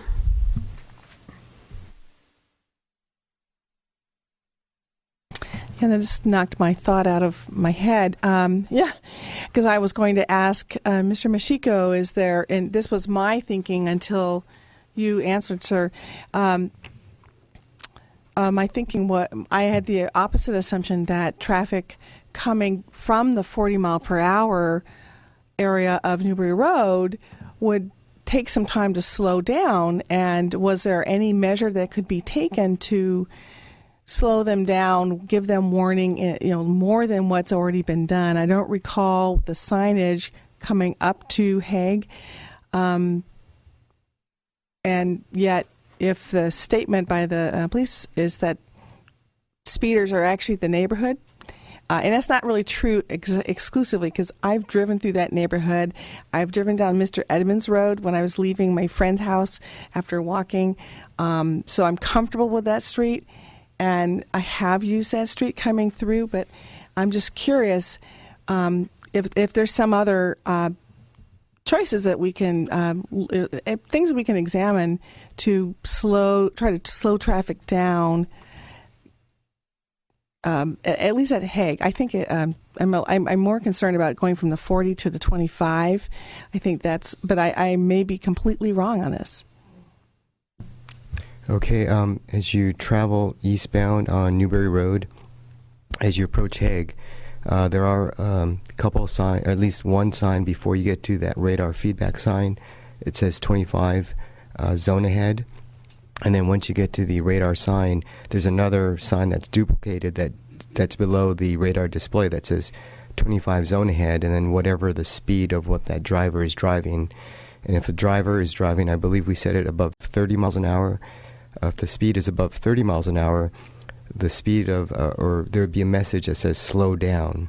So this probably tells you that signs have some, minimal or some limited effectiveness to drivers. Maybe over time, drivers tend to tune out signs.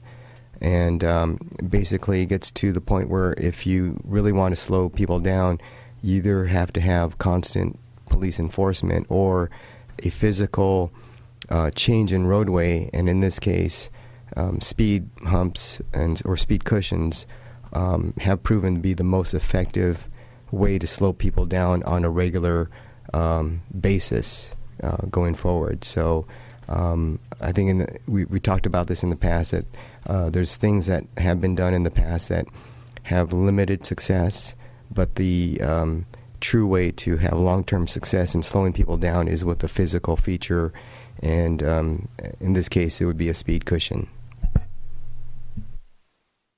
Thank you. Commissioner Gregory, you had a question? Yeah. Sergeant Clifton, just clarification. You might have said this and I was looking at something else. Okay, so the speeding is mostly going westbound. Is that like at a certain time of day? Is that Okay, both morning and evening, and we have sat. I need to be clear. Where we sit, we usually get the target will be 200, 300, 400 feet in front of us. So just because you see us sitting in a certain area doesn't mean you have to pass right there. Right. That's where you're speeding. That's not the case. The radar and the laser units we use get you several hundred feet away from us.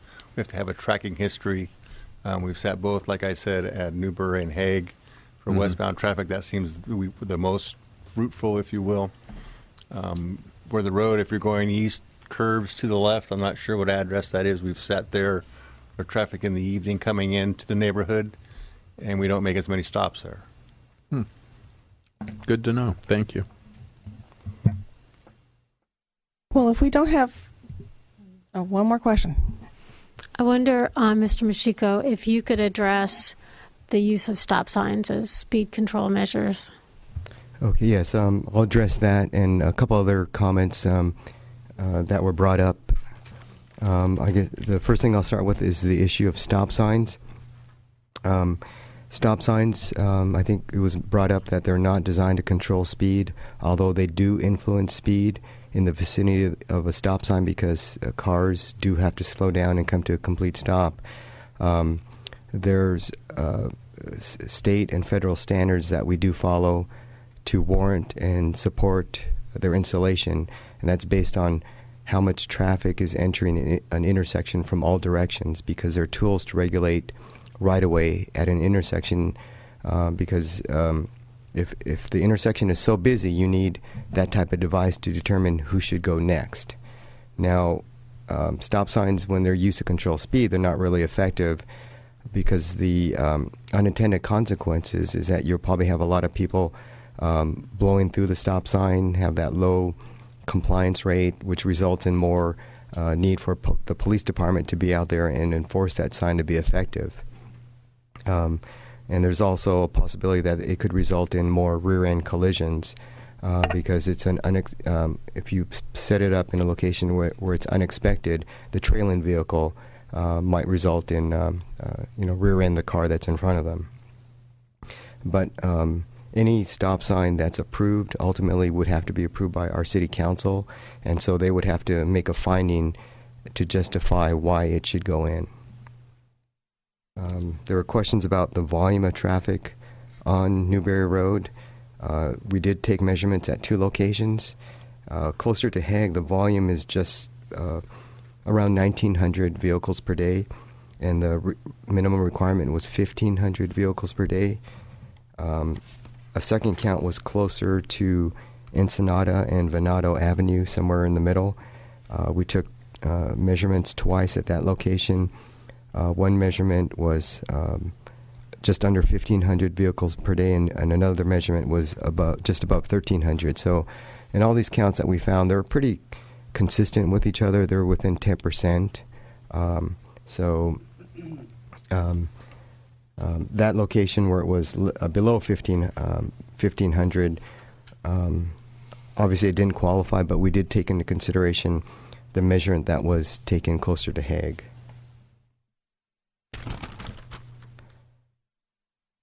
There was a comment made about the advance notice of this meeting. I think someone felt that there should have been more advance notification given. Technically, there is no a requirement in terms of a notification before a traffic commission meeting. I think our minimum requirement is that the meeting shall be posted at City Hall and with the city clerk. Typically, whenever we get these types of meetings where there's going to be a community involvement, we generally have been following this 1 week advance notice prior to the meeting.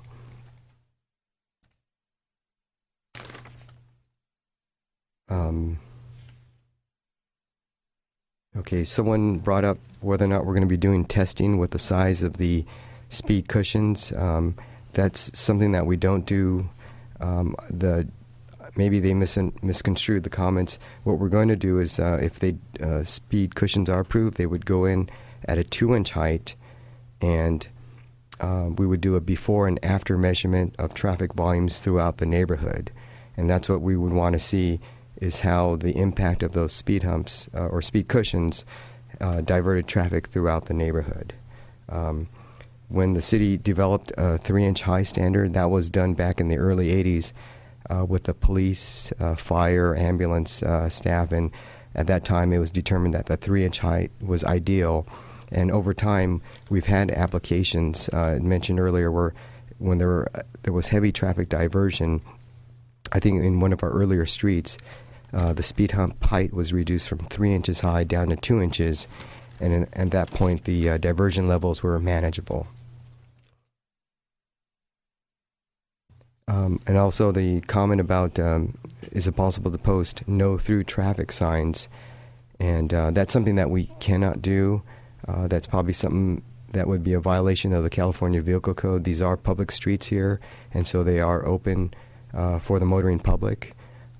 We did try something similar to that years ago when there was a sort of a shortcutting problem on near Olson Road and Kaya Zacalo before the traffic signal at Herbs and Olson was built.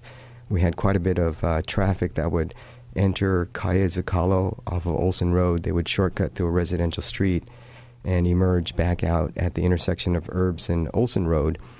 And we thought maybe that sign might provide relief and send the traffic back onto Olson Road where it belongs. But the problem was some of the citations were contested in court, and the court judges advised us that that sign is no longer enforceable.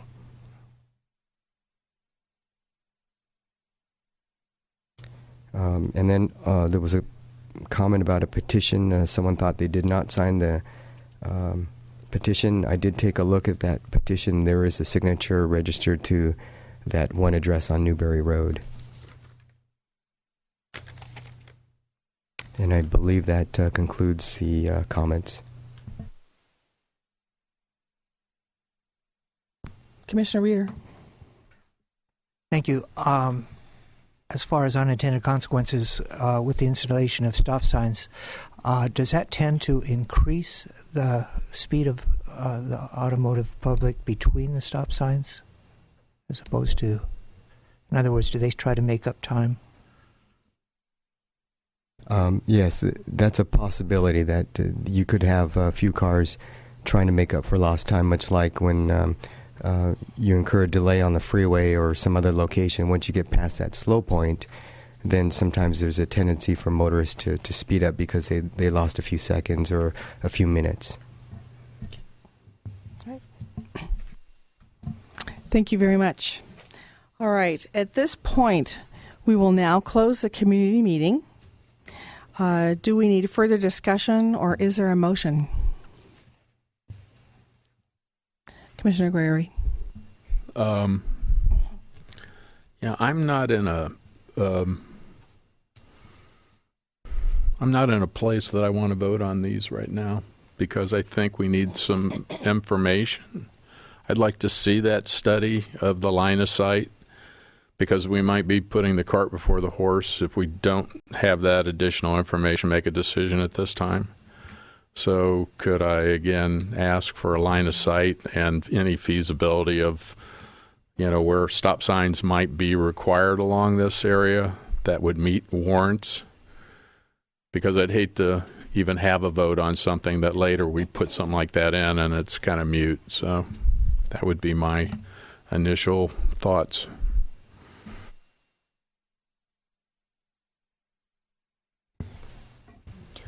There's been a lot of talk about Green Meadow and the people who speed a lot down Green Meadow, and it is downhill and it is easy. And there's talk about the big picture, and then if we start on Newberry, we may have to go with speed humps elsewhere. The city doesn't just go ahead and do speed humps. There has to be the petition process. If those of you who want these speed cushions, on Newberry Road feel that Green Meadow is also dangerous, you might knock on the doors of Green Meadow. And it looks like we're leaning towards having a delay. And ask those people if they want speed humps, because a lot of people have said, let's look at the big picture. And maybe Newberry Road isn't big enough. Maybe this is not a conversation. Maybe we're going in the right direction. Maybe we're going in the wrong direction. We're going to try to get some more information. But it's just a thought to put out there that, ask your neighbors on Green Meadow how they feel about it.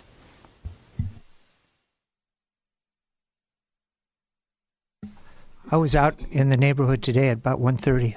Beautiful, well-kept lawns, nice houses. I was really enjoying myself there. And there was no traffic. There was one car that I saw. But what caught my attention was a gravel truck, apparently from down the street at a construction site. He took Newberry Road to Green Meadow. Now, I assume this truck driver was probably out of the area and didn't know that the Hague Road would be a much easier road to maneuver that rig. 35 miles an hour, no cross streets, no driveways. So I went up Hague Road and I timed how long it took for the stoplight to change to allow me to proceed onto Lynn Road. And it was about 4 seconds. Now, I don't know exactly how that light is set up, but at the same time, the traffic was very light, so perhaps there was a device there saying, okay, you don't have to wait, there's no one coming, go ahead. Maybe during rush hour you'd have to wait a little longer. I don't know, traffic department could probably explain that better. So I'm also leaning towards not voting tonight on whether we should put in the traffic control devices until we gather more information as to how this intersection at Hague and Ventura Park might be improved to encourage cut-through traffic to use that. When I went up that road, I didn't know. Well, I had looked on Google Earth. I knew it went to Lynn. But just looking at that road, I couldn't tell. There's no center line down it. There are no sidewalks. It looks like a utility road almost. So the public that isn't familiar with that area may not even be aware that that is a faster way to go. Because when you're going eastbound on Newberry Road and you come to that intersection, here's Newberry Road begging you to come. It's wide. It isn't obvious that there's a place to turn to the right on Hague. On Hague, we have 2 lanes, one on northbound, one for right turn, one for left turn, which makes, if you're eastbound on Newberry Road and want to turn right onto Hague, it's a very, very sharp turn, which means you have to really be inconvenienced with your speed to not cross over. So again, I would like to see if staff has an idea of how that intersection might be reconfigured to allow the motoring public to avoid your neighborhood and use that road and be happy that that it's a straight-through road, and they're not going to get a ticket there. That was my impression of what might be done to alleviate some of this, because there is no real good solution that I can see. Everything has problems. Thank you. And I will conclude our comments and discussion with a couple of things. First of all, we've heard it's said several times, and I can't. I don't. I mean to point a finger, but we know every neighborhood has drivers, and those drivers tend to be the ones who are traveling quickly. And your neighborhood, it's unusual because most people don't know it's there and that it goes through. They know only because of the commercial, like if they're going to Regal or to a business close to that neighborhood. And so our excessive speed really probably starts in the neighborhood. And the best thing you can do is, as a neighborhood, communicate to each other. You have to slow it down. It's not It's not the only case, but it is in some instances. We see it again and again and again. I'm looking back at exactly a year ago. We actually met with residents of Calle Olivo, and they requested the speed lump, which is a word for speed cushions. They requested that they use the petition. They had better than 90% of their neighborhood fronting the Calle Olivo street for the speed cushions. But they had a lot of speakers come to our commission session and speak from the other neighborhoods, other streets. But they were all pretty much in support of that. I think we have exactly half and half. You guys are split completely tonight. And so it's a tough decision for us to make because it's not overwhelming that you really want it. And I think there are some points of the larger concerns. And last year, exactly a year ago, we asked staff to go back and do some more study for us, and we considered it in January, at which point we had the information we needed to decide. So I'm going to lean against, if we don't have a motion, we won't be voting. I would lean against making a decision tonight until we have more information to be sure that we're making the right decision for your neighborhood. Tom? Oh, Tom has a motion.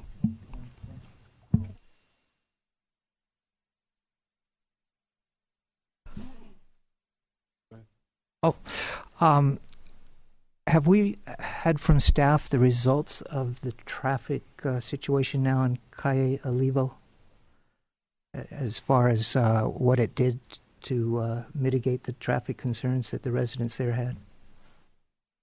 We have not performed an after study at this point. I think the speed cushions have been in place for about 2 months, and typically we wait about 4 to 6 months. So probably wait that out just a little bit longer. Just a quick question, or excuse me, a quick comment. Many times we get these speed hump or cushion requests, and the neighborhood does not meet the warrants. And we have to make a decision on, are there mitigating circumstances or are there not, and they don't meet the warrants, and we're not going to do them.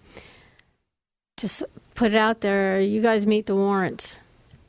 So that's all I'm going to say. Yeah, and basically my motion is, as discussed, that not to vote on option 1 today, but to wait for further study on line-of-sight issues and any other impacts that might cause a stop sign that we're not looking at right now to be appropriate. But to vote on continuing option 2, which is police enforcement of the 25-mile-an-hour speed limit. Option 3, which is if they can get on the radar speed display panel list, during this interim period. And also if staff could look at option 4, and that is if changing out any of the speed signs, larger size, something that makes people a little more cognizant might at least have a temporary relief while we're waiting for that information. So we're voting on not doing option 1, speed humps, but voting on options 2, 3, and 4 of staff's recommendation. So, Mr. Machico. I just had a quick question. Are you also requesting that we do any volume studies at any of these locations that might be considered for stop sign control, just to see how they compare? Yes, absolutely. Okay, and if that's the case, that's something that we wouldn't conduct counts during. Right now, we're just begun the holiday season. Right. So we probably wouldn't begin our traffic counts until mid-January. Okay. And we're dark, by the way, in probably December, so that would be appropriate. And, my concern would be on Hague and Castilian, because it looks like those. So, all right, thank you. I just want to be clear. Your motion is not to not do number 1. It's to postpone discussion and consideration of it until we have more information from staff. Correct. Okay. But in the interim period, options 2, 3, and 4 would provide some mitigation while Got it. we're waiting for that information.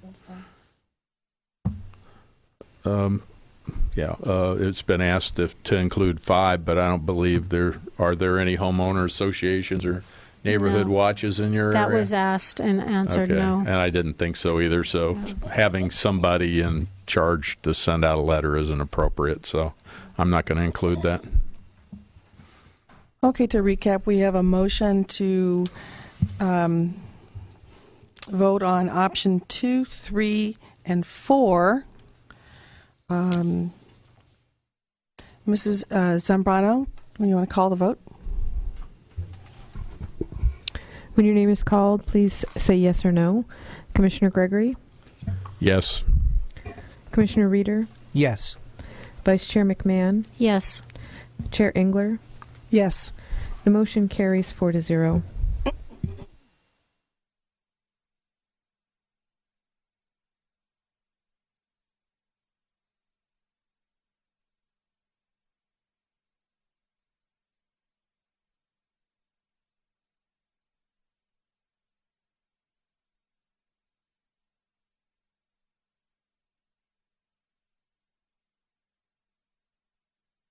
All right. Thank you, everyone, for coming. We really appreciate your participation in this process.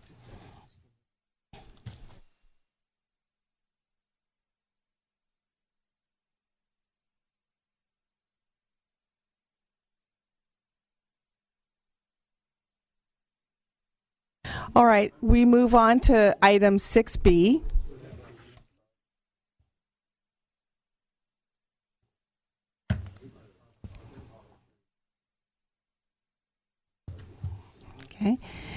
Okay, 6B is Agora Road and Village Glen. The recommendation to install protected left turns for eastbound and westbound Agora Road.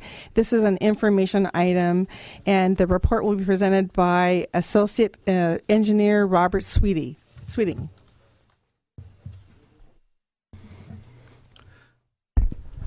Good evening, Chair Engler and Commissioners. Excuse me.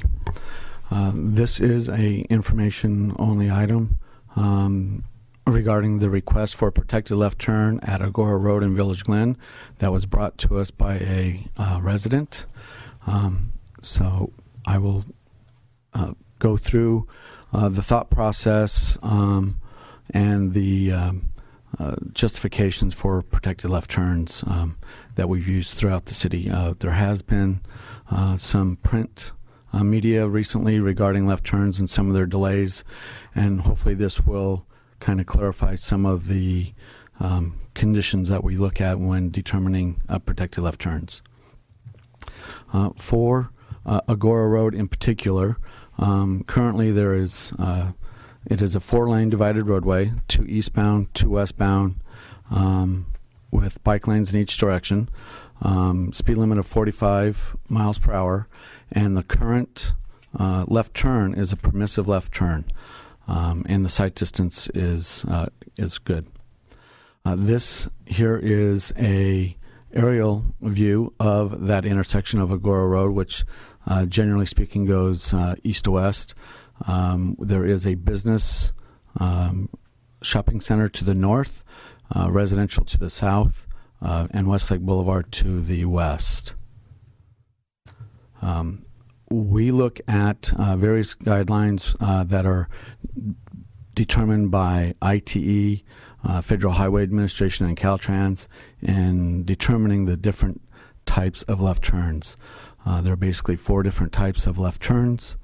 In the city of Thousand Oaks, we predominantly have protected left turns and secondarily permissive, and there are a few other types of left turns. We'll go through those here in a moment. The permissive, what we call permissive, is where you just see the plain green ball, yellow ball, red ball.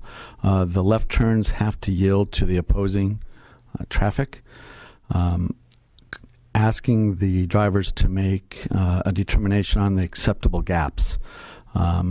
Typically speaking, this type of left turn has less delay, but the collision rate is slightly higher. Conversely, at a protected left turn, the delays are higher, but the collision rates are lower. That's kind of the reverse of it. This one here only has a arrow allowing traffic to make their lefts. And then we have a protected permissive, which when you look at the upper middle picture, this is kind of a hybrid of the two permissive and protected left turns. Initially, you'll get the protected green arrow as it is in the upper middle picture. Then once that phase is cleared, then you will get a permissive green ball, which is the lower middle picture. And then the left turners are also again required to find the acceptable gaps to make their left turns. There's a new style of protected permissive left turns, which is a flashing yellow, which we do not have in Ventura County, but they are starting to increase in across the U.S. and in California, but currently not in Ventura. And lastly, we have what's called a split phase. This is where either only north or only south goes, or reverse, only east or west. And an example of this would be at Moore Park and Arbalest in front of the fire station. Generally speaking, when we have this type of condition, when you have geometry issues within the intersection that forces us to split phase the intersection, or you have a shared like through left as it is at Arbalest and Moore Park, for capacity reasons. Some of the guidelines that we use to determine whether we're going to put in a protected left turn is what's called a cross product. It is the number of left turns versus the opposing throughs. So as each of those increase, the gaps that are needed for the left turns decrease. So the higher the volumes, the fewer the gaps. Also, the number of opposing through lanes.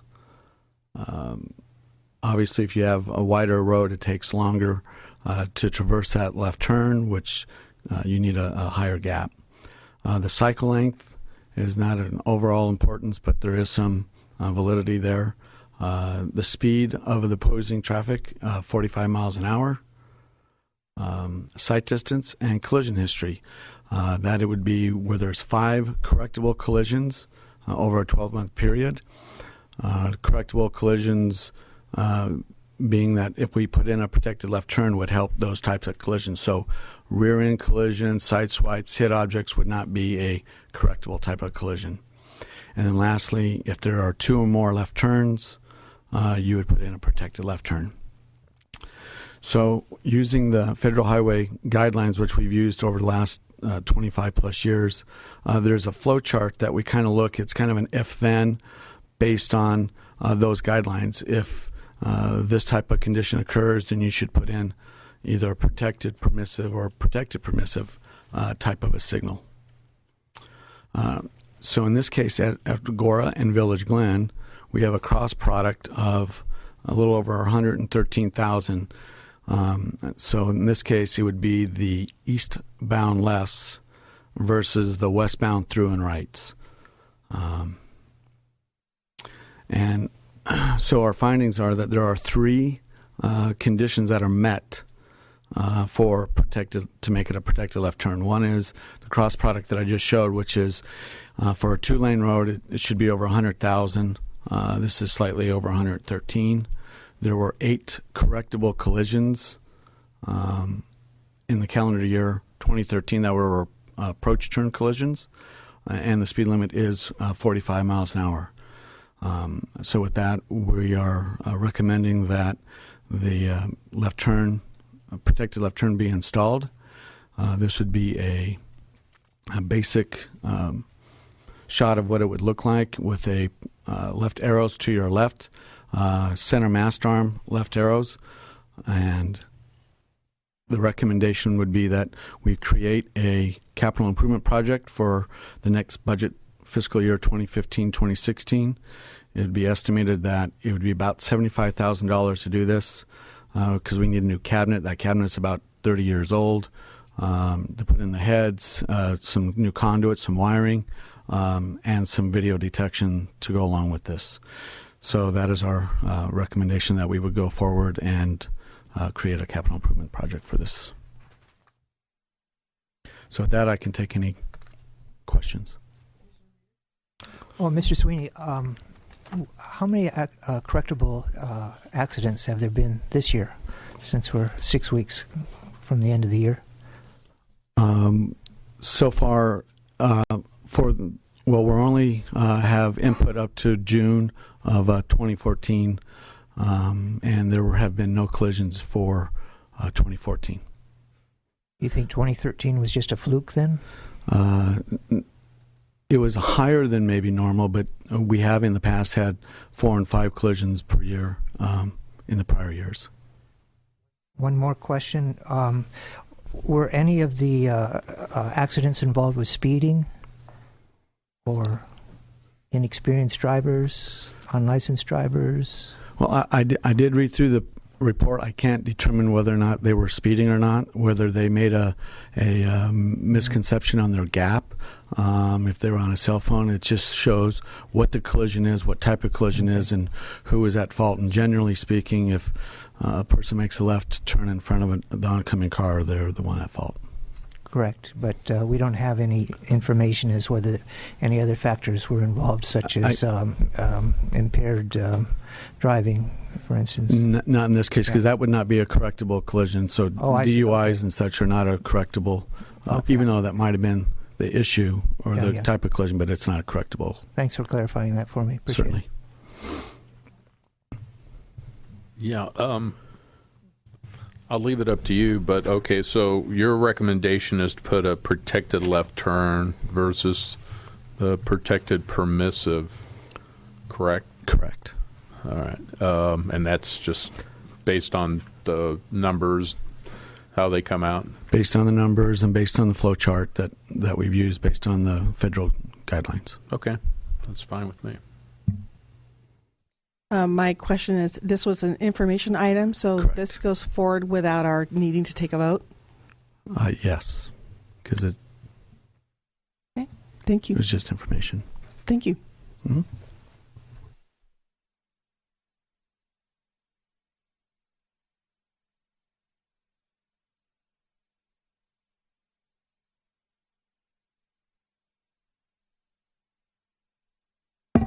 Everybody left. It's kind of lonely.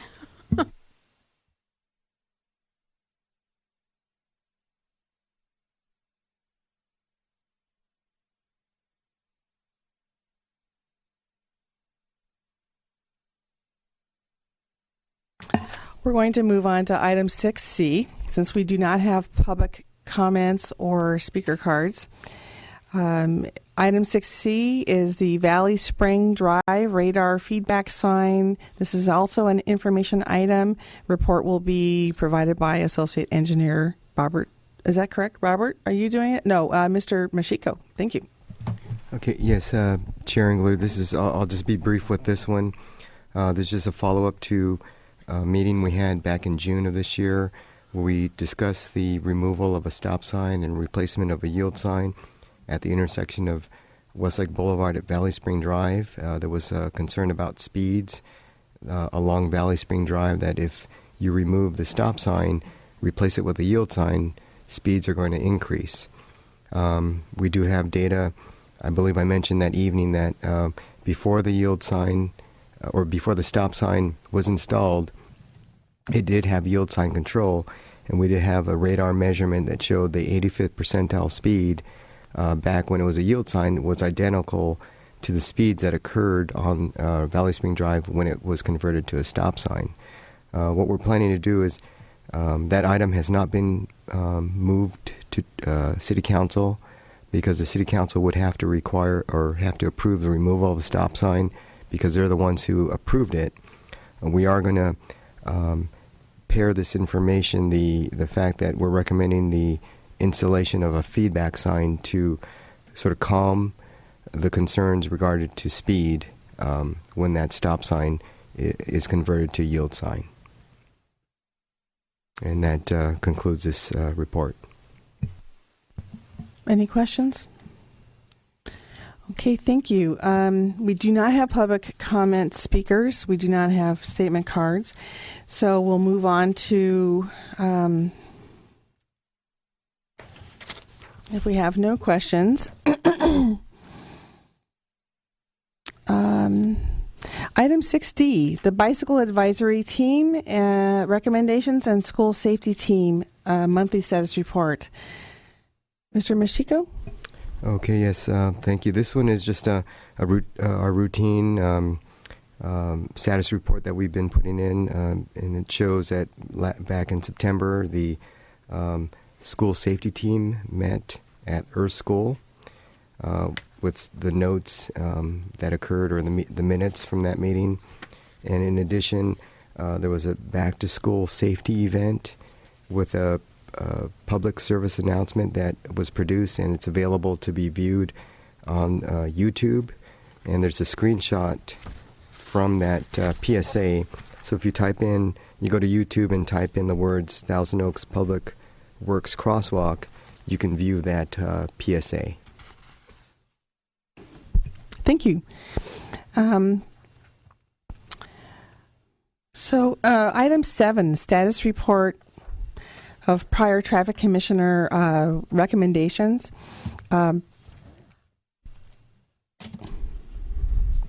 The speed hump policy and procedures. Can I just read this for you, Mr. Machiko? Okay. The Traffic Commission recommendation for no change to that policy was approved by the City Council on October 28th, 2014. Following that item to go to item 8 is the Commission referrals for September 17th, 2014. Both Canaan Westlake Lane designation signage and pavement markings and the speeding concerns for the speed limit sign inconsistencies at Via Rincon they're both being investigated by staff, being that investigation's in progress. That's for the future. All right, item 9 is work program and commission schedule. Mr. Machiko, did you have any thoughts about our schedule? Okay, yes, right now it shows 3 items for the future, and fourth item would be the new one that from this evening would be the follow-up meeting for Newberry Road. And all these items are not pressing items. And I think what we also intended to do is place in the agenda whether or not the Traffic Commission would like to cancel the December meeting. Typically that meeting has been canceled in prior years due to the holidays. So with that, we would need to take a vote on canceling that meeting. If there's no discussion, I will entertain a motion for canceling the December 2014 meeting and reconvening in January 2015. Motion? I would second that. No, I need a motion. I will move that we go dark for December and reconvene in January. Thank you. Mrs. Zambrano, please call a vote. All those in favor, please raise your hand. And the motion carries 4-0. Okay. Item 10, Traffic Commission comments, discussion. Any burning issues that you have come to your attention regarding streets you're driving on? No? Okay. All right, item 11, our adjournment. Our next meeting will be held at 6:30 p.m. on January 21st, 2015. Welcome to the new year. In the boardroom of the Civic Arts Plaza. Thank you, ladies and gentlemen, for all of your assistance, and to ladies and gentlemen who are watching the commission meeting. We are adjourned.